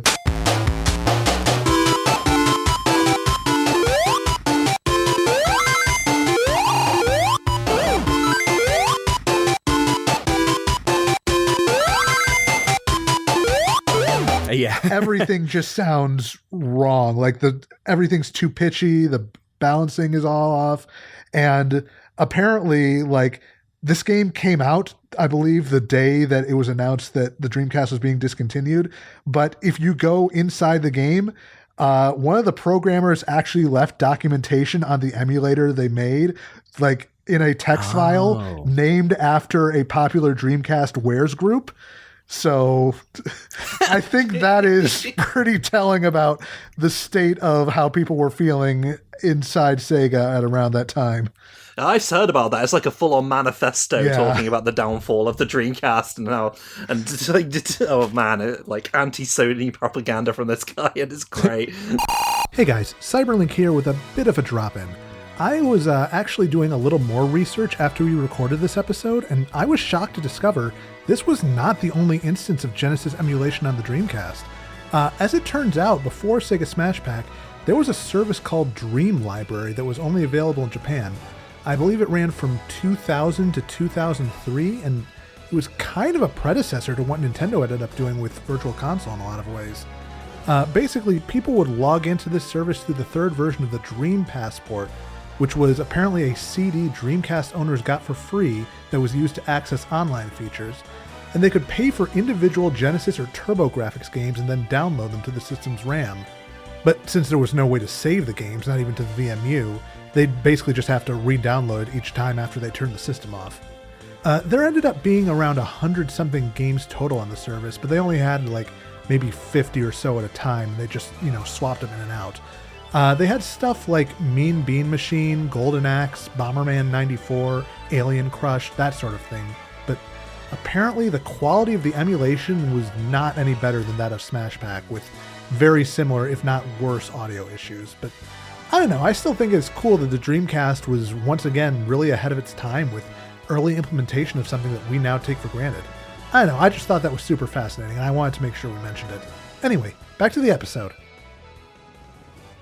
So we've talked about a lot of the different games that are available on the Dreamcast, and I've heard some funny stories in just like the video game writing space about review copies and some of the crazy stipulations that publishers will put on reviewers. So I wanted to know if you had any funny stories, specifically like games from Sega for the Dreamcast, of any like crazy stipulations or any like extra weird add-ons that they gave you for reviewing certain games. I would say when it comes to Sega, and specifically the Dreamcast, it actually was outside of that stuff for the most part. Like I'll say, and the reason why, just to give you an idea, is that like, think about, just a year or two before this with the N64, we were still like on cartridges. And the weird thing, a lot of people don't realize is with those cartridges, they have to have those games like, done well in advance in terms of, being able to press them and get them out to retail. Right. So like coming from that world of cartridges, and coming into this world of like these, G-ROMs or whatever they call them for the Dreamcast, they, it was interesting because, they had come off of this legacy kind of way of doing things where, we that was the fun thing on when we had the Super Nintendo, Sega Genesis, and the cartridge-based systems, is because we would get those games like, man, we'd get them like at least 6 weeks in advance. You know what I'm saying? Like to make publication for some of the magazine stuff and everything. So that was the cool thing with that. But with the, advent of the, gaming on the CD-based, platform, it made it so they didn't have to do, they could burn stuff, pretty quick. And with the Dreamcast specifically, it was different because the one thing I'll say as an anecdote was that everybody needed what was called as a boot disk. So the way it worked was if you had a Dreamcast, the way you would boot up a pre-release game is you had to have this boot ROM, right? So it's basically this disc. It was a boot disc. You put that in the Dreamcast first, turn it on, and then basically the Dreamcast is like, yep, I'm ready to get whatever piece of code you're going to stick in here. And then you put the other disc in and load it up. So the only thing I could say that was interesting is Sega only gave us like a few of those discs. I think they only gave us like 2 of those discs.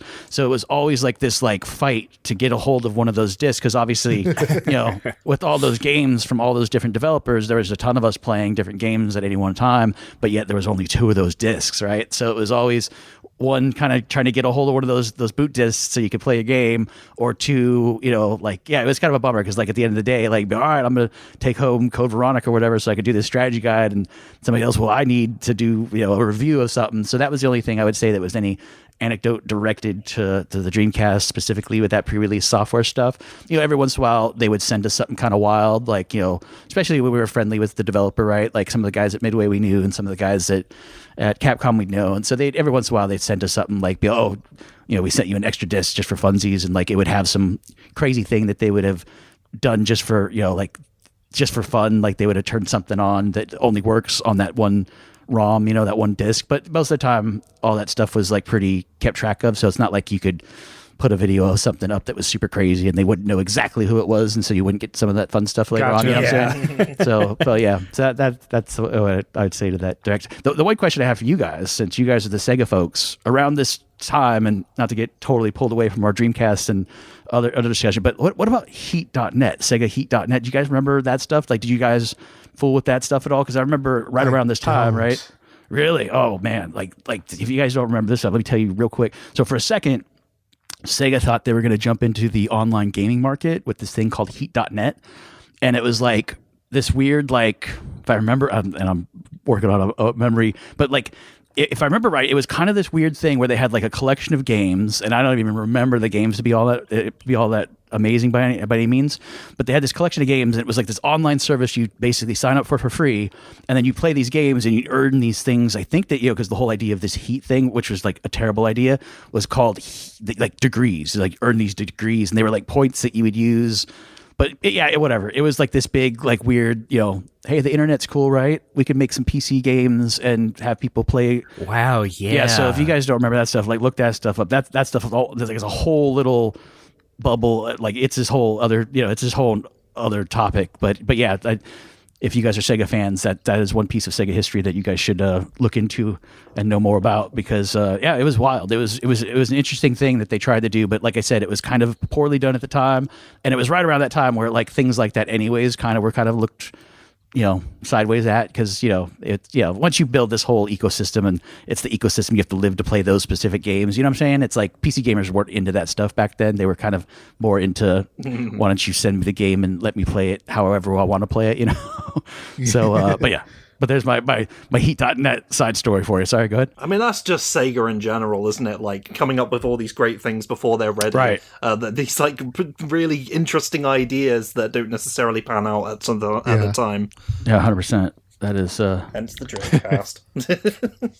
Yeah, just glancing at their whole thing for this Heat.net thing is like, that is what jumps out to me, is like, oh man, give it another like 10, 15 years and this absolutely would have like gotten people hook, line, and sinker, but not for this particular time. Like you said, especially PC gaming, like back in the day. I mean, from what I know, it was very much a big focus on like the shareware and freeware thing, and I mean, everybody, like, especially nowadays, brings up the funny, you know, the quote from Secret of Monkey Island, you know, like, never pay more than $20 for a computer game. And that, I mean, that attitude was very much like, no, I'm playing this. Like, why would I want this weird subscription thing or participate in this to earn points? And like, oh, now that's like every major company has their version of like reward points and whatnot. And wow, that is super interesting. Yeah, it is. I remember they made a big deal out of it. We went and they were like, here's where we do the Heat.net stuff. And yeah, it was like a whole thing that they were behind for about 3 minutes, because I don't remember it lasted very long at all. Like, it was literally just like, if I remember right, it was like literally maybe 2 years, maybe 3 years, but it was like right at that same time period, which is actually kind of wild to think that was happening during any of the stuff we're talking about. I do love the Sega model of, hey, here's a cool new thing. Do you like it? No? Okay, something else. You're telling me the company that made the Activator would jump between ridiculous ideas super quickly? Perish the thought. Yep. I mean, like we said, it's they were really good at doing that until it finally caught up with them. Which, I mean, we kind of touched on it. I feel like we would be remiss without going into one of the factors of the Dreamcast was that it was stupidly easy to just burn your own games for this. Even I did not have access to a computer that could do it when I had my original Dreamcast, but by the time I picked up another one for collecting purposes, it was so easy. Like, I said that I didn't get my Dreamcast until years later. Friend of the show, Derek, got it for me for my birthday one year. And it is telling that when I got it, I got the system, I got 2 controllers, I got a VMU, and a spindle of CDRs. Yep. That's awesome. That's kind of the problem, because this was like doing the CD-ROM stuff, like while PlayStation 2 was doing DVD. So I don't think people had a handle on DVDs back then, but CDs, yeah. Or even like I believe like they didn't even have their own proprietary like disc format. They like had even GD-ROMs, which had a little bit more capacity. Oh, okay. Yes, that's a little different. The only way, I mean, which I believe, like the only way to solve that is you just tweak some settings in your CD burner to get it to overburn a little bit, and that bypassed that. Oh goodness! I mean, it's it's hard to say. Like we've made clear, Sega was already like on a downturn, and this just didn't help. I don't know if just because knowing like, hey, you had to know this, you had to have the internet, you had to have several resources. It's hard for me to say that this, the fact that piracy was just easy if you had the stuff, like put the final nail in Sega and the Dreamcast. It was one of them. Yeah, it really feels like Death of a Thousand Cuts in a lot of ways. It's weird because like the one thing I would say is like we were talking about this earlier, and it's like if you go back to that original, I think if you really look at that first nail, if you wanted to say it right, it'd have to be right. Like tell me if I'm wrong, but it would have to be the original PlayStation and the Saturn. Not to go back to that same day, but like. I think that's where that happened, right? Like that's that PlayStation coming and the big reveal, the $2.99 mic drop was just cannot be overstated how much that hurt Saturn. Yeah. And I think we've even talked about how, again, it's all like hindsight now. And I really love people that have like documented this, but it was also the surprise that the PlayStation started to go so hard for 3D stuff. Yeah. And I believe like the best looking games and like the software that the Saturn was like the best at putting forward was 2D stuff. Because I mean, that was the Genesis, like of course it was. And it sure feels like Sega like said, oh no, we need a 3D thing. We need to start making a 3D Sonic. We need to start forcing 3D stuff onto this Saturn that, it seems like wasn't super made for that. And then of course that I'm sure, like you said, like they were it seemed like they were in the planning stages of the Dreamcast even then. And that just feels like another one that they were just stumbling to catch up with the huge monolith that was Sony entering the console wars. Absolutely. Yeah. And the RAM carts, I remember the Sega Saturn became incredibly important when those Capcom games came out that utilized them, right? Because it was like, what was it? There was like, there was like one of the Marvel vs. Capcom games or whatever, and it was like if you had the RAM cart, I can't remember. Like it would like maybe you needed it to play. I can't remember what it was, but it did something to make it extra awesomer. I can't remember what the RAM cart did. It was like the RAM pack for the N64, kind of. Yeah. Yeah, and I mean we've also talked about just the really, when you look back at it, like Sonic Jam and the Saturn port of Sonic 3D are cool. Like we've revisited those. I mean, it's hard also not to think that another big blow for Sega was not being able to put a quote unquote real Sonic game on the Saturn, and like the incredibly tragic development history of Sonic Extreme, literally almost killed a man. But yeah, the poor Dreamcast just, oh man, we try as far as like we definitely try and separate our nostalgia from like, the very corporate business part. It is hard not to just get a little heartbroken thinking of like the little Dreamcast thinking, this is it, this is what I'm gonna do, and then like you said, that PlayStation 2 is right. basically like tying up the sword of Damocles until like the end is near for you, little Dreamcast. Right. Oh man. I am curious, Ryan, like in the months leading up to the announcement in January 01 that they were pulling the plug, like did that come out of nowhere, or did you like sense did like people sense in the lead up to it that like something is wrong? Yeah, I mean, like, if I'm honest about it, I was, thinking about this, and I was trying to remember, exactly how it all went toward the end, and it was like, like I said before, in some ways, whether it was because of the DVD player and all that stuff, we knew that to some degree that machine was, some of it felt like dead on arrival, right? And it was like, the question was, how long would it last, and like, would it be able to coexist alongside of the PlayStation 2 later, or would it just get rolled up in the carpet and swept away, right? And like the reality was that we knew because basically if you look at who made games for the Dreamcast, there was no third party that was going to not make games for the PlayStation 2, right? So that was the thing that was like the thing that we all knew was like as good as Sega was at making games, they were basically going to be the only exclusive developer of any games for that system. So the chances there was going to be something that somebody was really going to need a Dreamcast for to play was pretty slim. And not only that, but the idea had already kind of come up, I think, around, like, because we are, what happens when the Dreamcast goes away? Does Sega just go away, or do they start making games for the PlayStation and everybody, and it was like, so we kind of knew it, to be honest with you, I would say, so no, I wouldn't say it was a surprise by any means.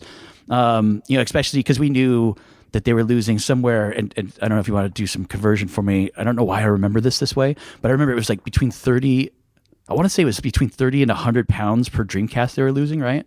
So like, so we knew that was, and we knew that Sega didn't have the deep pockets of somebody like Sony, right? So we knew that they couldn't and not only that, but they were like, we all said they were already coming into this thing on a downturn with that Saturn sales being what they were.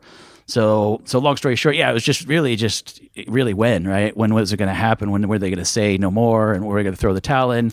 So I would say, I guess the real question is, at what point during that cycle did we know, the end was going to come? You could make an argument. Some of us felt like that was the case when they announced the thing, really, or once we knew what the PlayStation 2 was, certainly.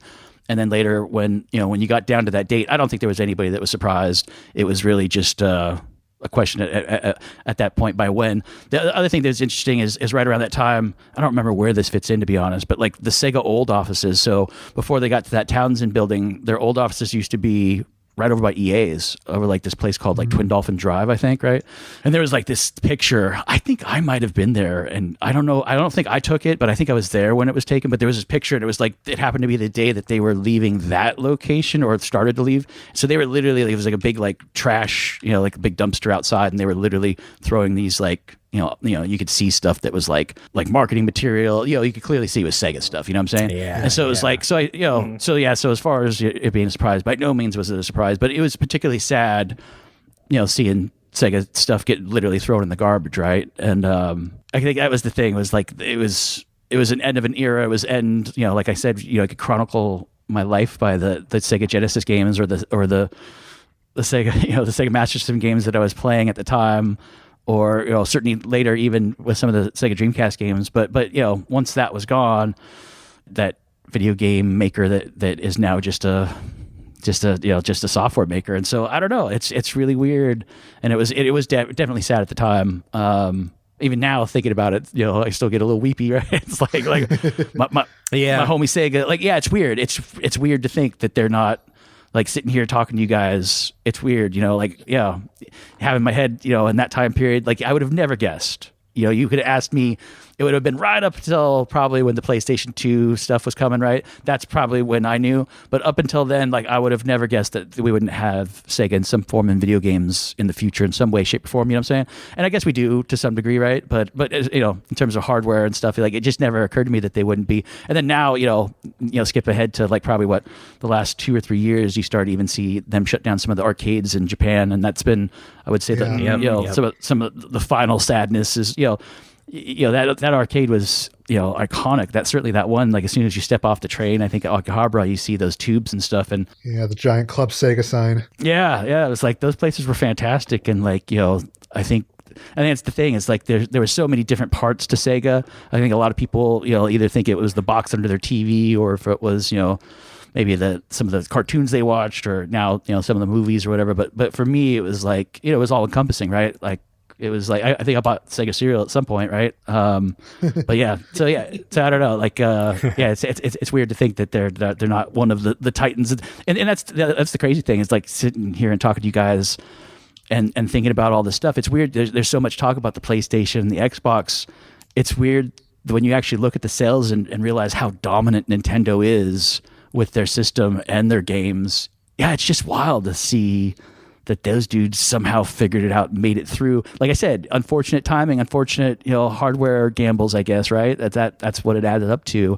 But where Nintendo kind of, I think, maybe took the turtle, you know, the hare versus the turtle, right? It took the turtle course a little bit, didn't go for those big gambles, and somehow ended up at the top of the mountain. Like, it's pretty wild to think how many Switches exist out there and how many people have bought Mario Kart 8. There's 55 million copies that game got sold, right? Like, yeah, it's just, it's nutso. It's really wild.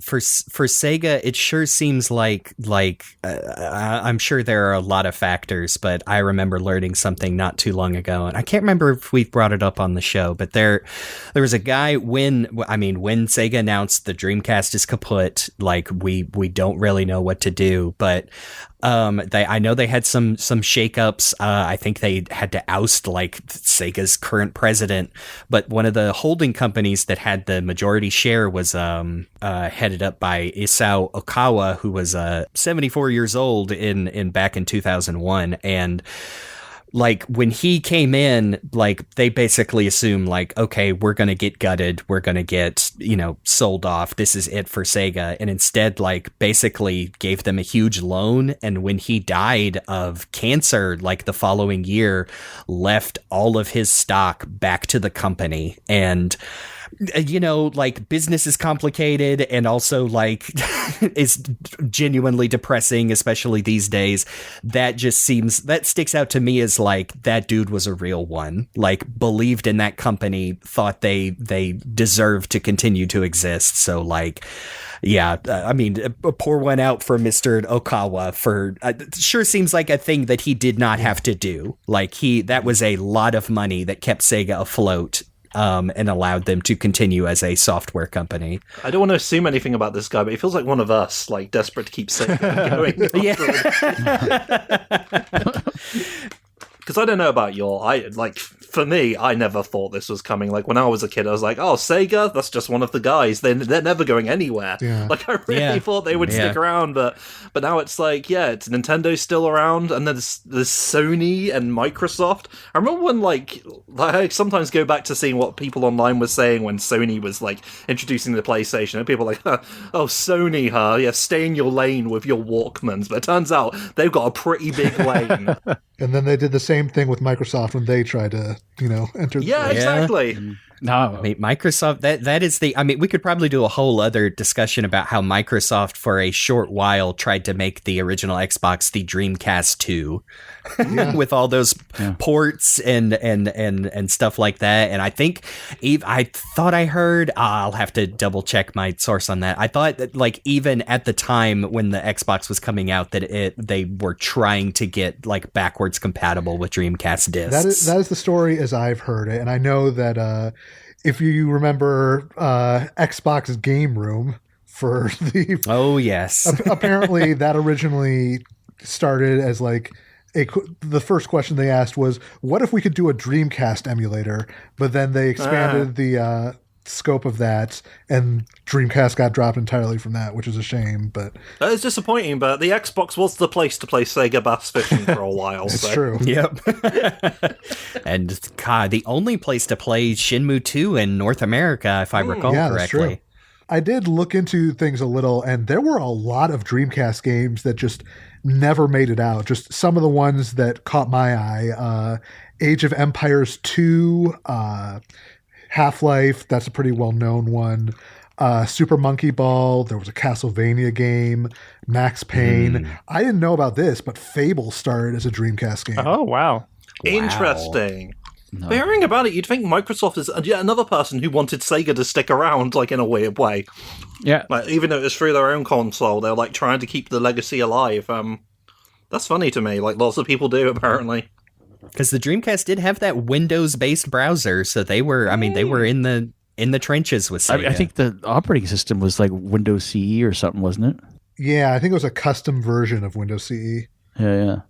I am glad at least we've paid lip service to it, but that there is a pretty even today, like a still pretty large like Dreamcast preservation and modding just community. I know I have quite a few in my personal system. I've got the, replace the battery. People have got alternate power adapters. And the big one, and I know I've mentioned it before, it's my white whale, but the full native HDMI conversion that requires lots of soldering. But oh man, those games look beautiful on those the HDMI Dreamcast mods, and I'm just glad that stuff is around. Period. Like the SD card mods and hard drive mods that let you put those games on there, and not having to deal with discs because those poor 30-year-old disc drives are starting to cop out. But and the Dreamcast has joined the echelons as like a cool retro console that people make cool T-shirts about and whatnot. I think people go back to their Dreamcasts even now and occasionally have to bleach them because they've inevitably turned yellow over the years. Yep, I've got a controller that I've been debating doing that treatment too. Honestly, I'm impressed how much homebrew stuff there is for the Dreamcast, both the hardware stuff like you talked about, but also just a ton of homebrew games. One I recently got for my Genesis that's also on Dreamcast, Pierre Solar and the Great Architects. I really like that one a lot. It's a really cool kind of story-focused game. Xenocrisis, which is a really cool twin-stick shooter that's on all the current systems, but also Mega Drive and Dreamcast and I think Neo Geo, stuff like that. And it's just cool that people are still making games for this thing, even years and years after it was discontinued. And one homebrew project I'm really excited for that I backed on Indiegogo is something called the VM2. It's basically new VMU unit, but it fixes everything that was wrong with the VMU. So it's got a backlit screen, a rechargeable battery with USB-C support, a micro SD slot so you can basically fit all your saves. It's really cool. I think it's going to be out by the time this episode is, so definitely look into that because I'm super excited to get my hands on it. Definitely in the collector's market. Yeah. But as somebody who, really wants to make sure that my stuff is saved for as long as I can, especially considering that I do need to replace the internal battery in my Dreamcast at some point. I'm getting tired of having to reset the time every time I turn it on. But it's this feels like something that I'm surprised it took this long to do because it's just a really cool project. I'm glad that there is going to be.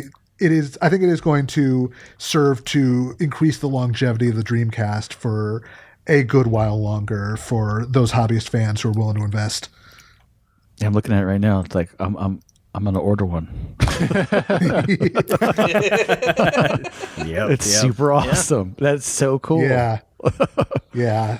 Man, I love my Dreamcast. Yeah. It is weird to think that we are now 25 years out from the Japanese launch because in a lot of ways, I know it was when it was, but it still feels very fresh in my mind, that hype cycle leading up to when it came out. I don't remember how I found out the news that it was being discontinued and that Sega was not, going to make any more games for it.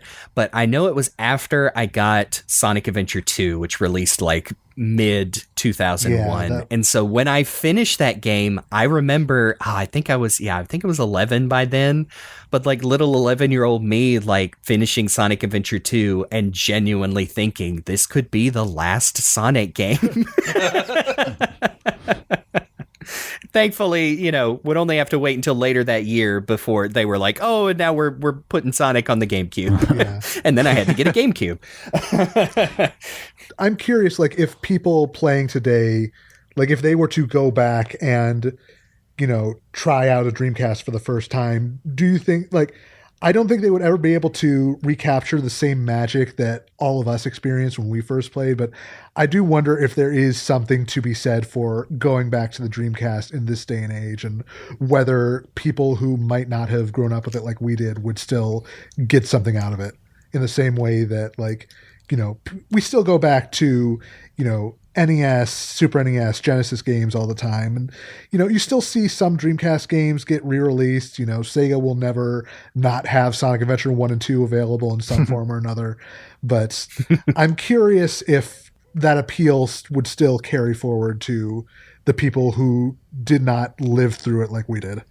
I think that's a good question. I think the answer I'll give you is yes and no. Like, depends on the experience, right? Like, if you've played everything like we have up to now, and then you try to go back to see a Dreamcast if you've never seen one, that playing the new stuff is hard to go back and then play that old thing. But if you had somebody that was younger, certainly, who didn't have a lot of experience with some of the older games, or certainly the newer games, and you put a Dreamcast in front of them, I think they would find it just as magical as us. But like, we're so spoiled today, right? We're so spoiled with the consoles and the graphics and everything that we have today, that I think that's the difference, right? Is if you're exposed to that stuff, the new stuff, it's really hard to go back and see that Dreamcast and experience that magic. But if you did have a younger child that was somebody that you were going to introduce to video games in that fashion, right? Kind of in that way that you were going to be like, all right, I got a 5-year-old kid, and he's at the point now where I feel like he's ready to move up to, the Dreamcast or whatever the age is. You know what I'm saying? If you walked him up like that, instead of just plopping him in front of a PS5 and being like, here you go. I think that would be an interesting way that I think you would be able to see. They would be like, I think those kids would freak out, right? They'd be, oh my God, Sonic. I think they would just, lose their minds just like any, but that exposure to anything else, which is obviously almost impossible, right, to get away from. From today's stuff. Well, you need like an age amazement scale for kids. Like, what system is it is going to blow their minds? All right, you're about age 8, maybe the Dreamcast. You're ready for the Dreamcast now. I was playing ARMS the other day on the Switch, and it was funny because, like, that game's not super complicated, right? The game's pretty straightforward. If anything, I'd say it's actually probably targeted for younger audiences. But that game looks fantastic. It plays really good. I would put that in front of anybody, really. But yeah, like, I guess my analogy there is the fact that, like, I think a lot of those older games were simpler in some ways, right? Like, I think we've evolved our taste in some ways, and those games have evolved with us. So I think that's the magic that young people can still get a hold of with those games, is that they are built in a different kind of way than a lot of today's games are.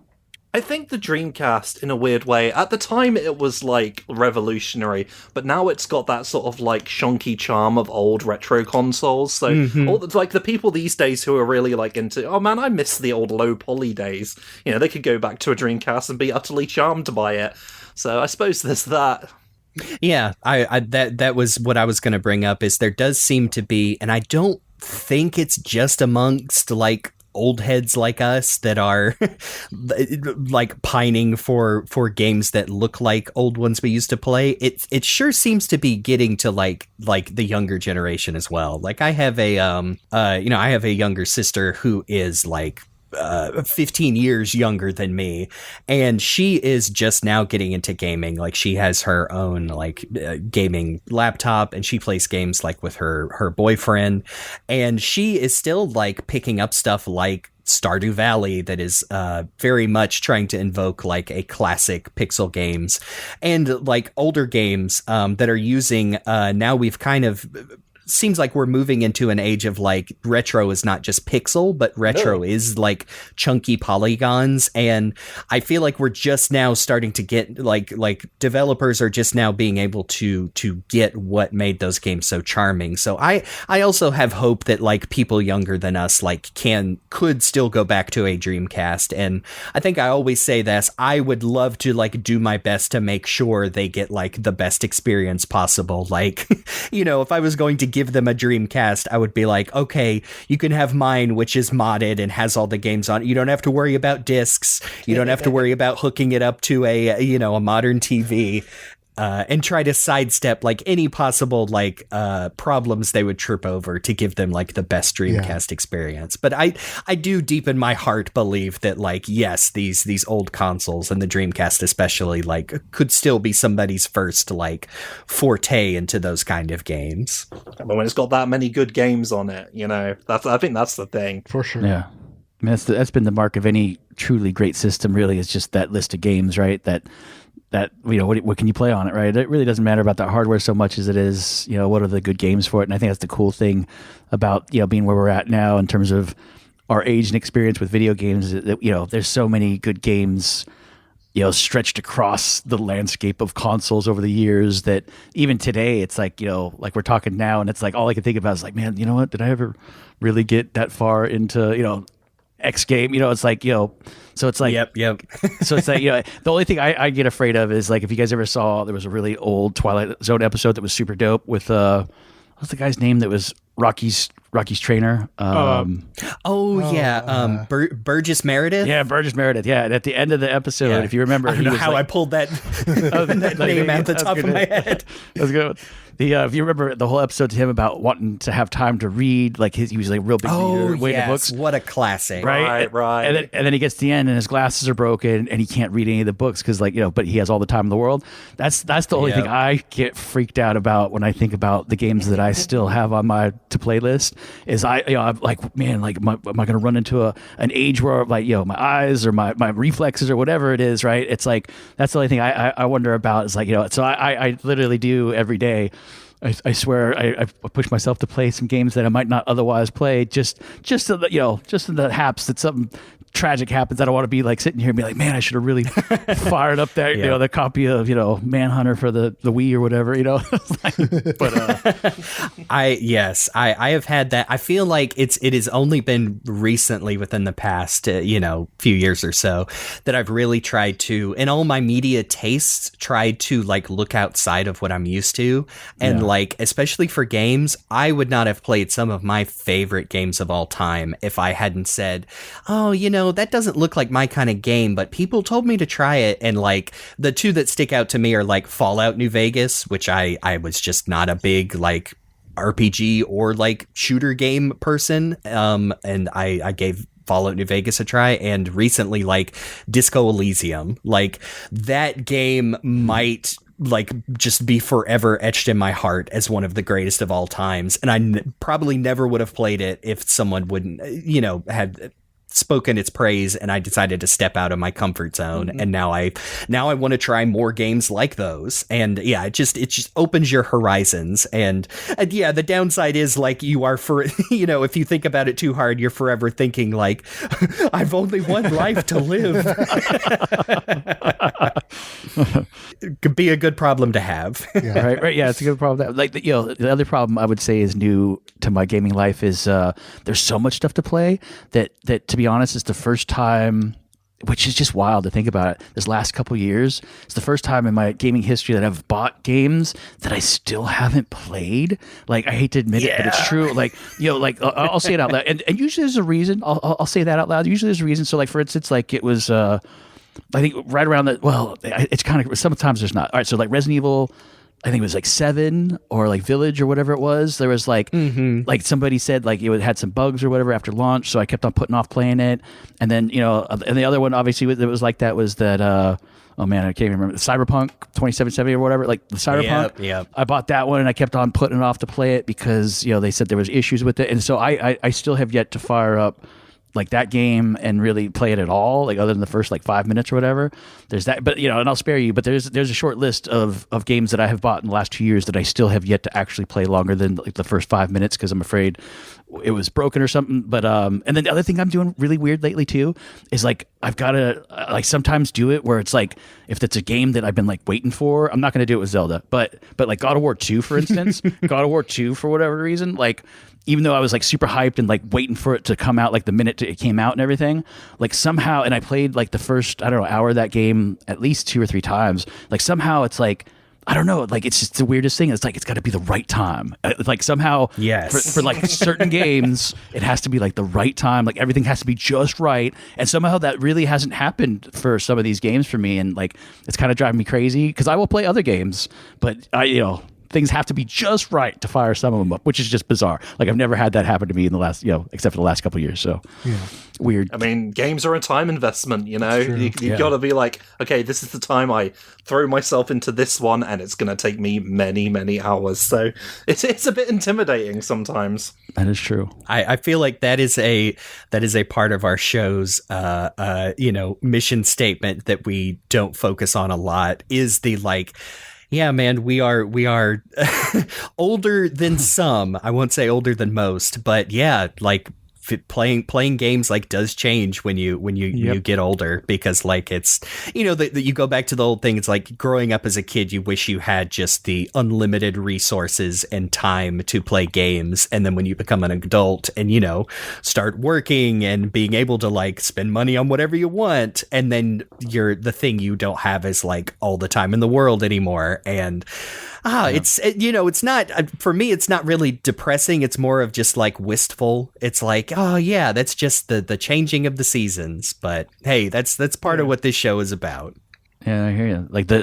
I think that's it. Right? It's like deciding how best to spend your time, but it's not necessarily with the game that looks the best or necessarily even plays the best. I guess it's just the games we love. I don't know. It's crazy to think about. Yep. That's why we should dust off our Dreamcasts and play those games again. Yeah. I was trying to think of a segue. I'm glad you had it. Yeah, I mean, honestly, ever since we started talking, I just want to go downstairs and get my Samba de Amigo set back up and get my Samba on. Right. At least we can all agree that the true legacy of the Dreamcast is her appearance in Sega Hard Girls as an anthropomorphic character that... I don't know. I like Mega Drive better. No, agreed. That is for weebs, apparently. I'm just sitting in the corner like, yes. But before we start wrapping up, I mean, I can't thank you enough, Ryan, for just telling us all the stories in your firsthand account. Sure. Like this definitely made this episode. I super appreciate it. Oh, no sweat. It was, like I said, my pleasure. It's it's not very often that I get to reminisce about the good old days. So it was my pleasure by all means. So thank you. Absolutely. Are there any socials or anything else you want to plug before we wrap up? No, I think the only thing I'll say is I've been neglecting it the last month because I've been playing honestly so much. Basically in all my free time I've been playing games. But so the last month you'll find my neglected YouTube channel. I guess that would be the only thing that I would say go check out is my YouTube channel, which I guess is as simple as youtube.com/ at Ryan Mac Video. So if you come over to the YouTubes and look for me there, you'll find me playing some games and doing some videos. But yeah, other than that, no, I think that would be the only place to come check me out. Fantastic. So you can find me on Twitter at CyberLink420. You can find me around the internet as GameBuddy, sometimes with a 123, and I'm on Twitter at Great Job Jeremy. That's GR and the number 8. And you can find me all across the internet, including Twitter, at Faulerro. That's FAULERRO. Gotta love that jingle. I am RockTheJake, and you can find me under that name on Twitter and Instagram and YouTube. And you can also find me on Twitch as Mr. RockTheJake.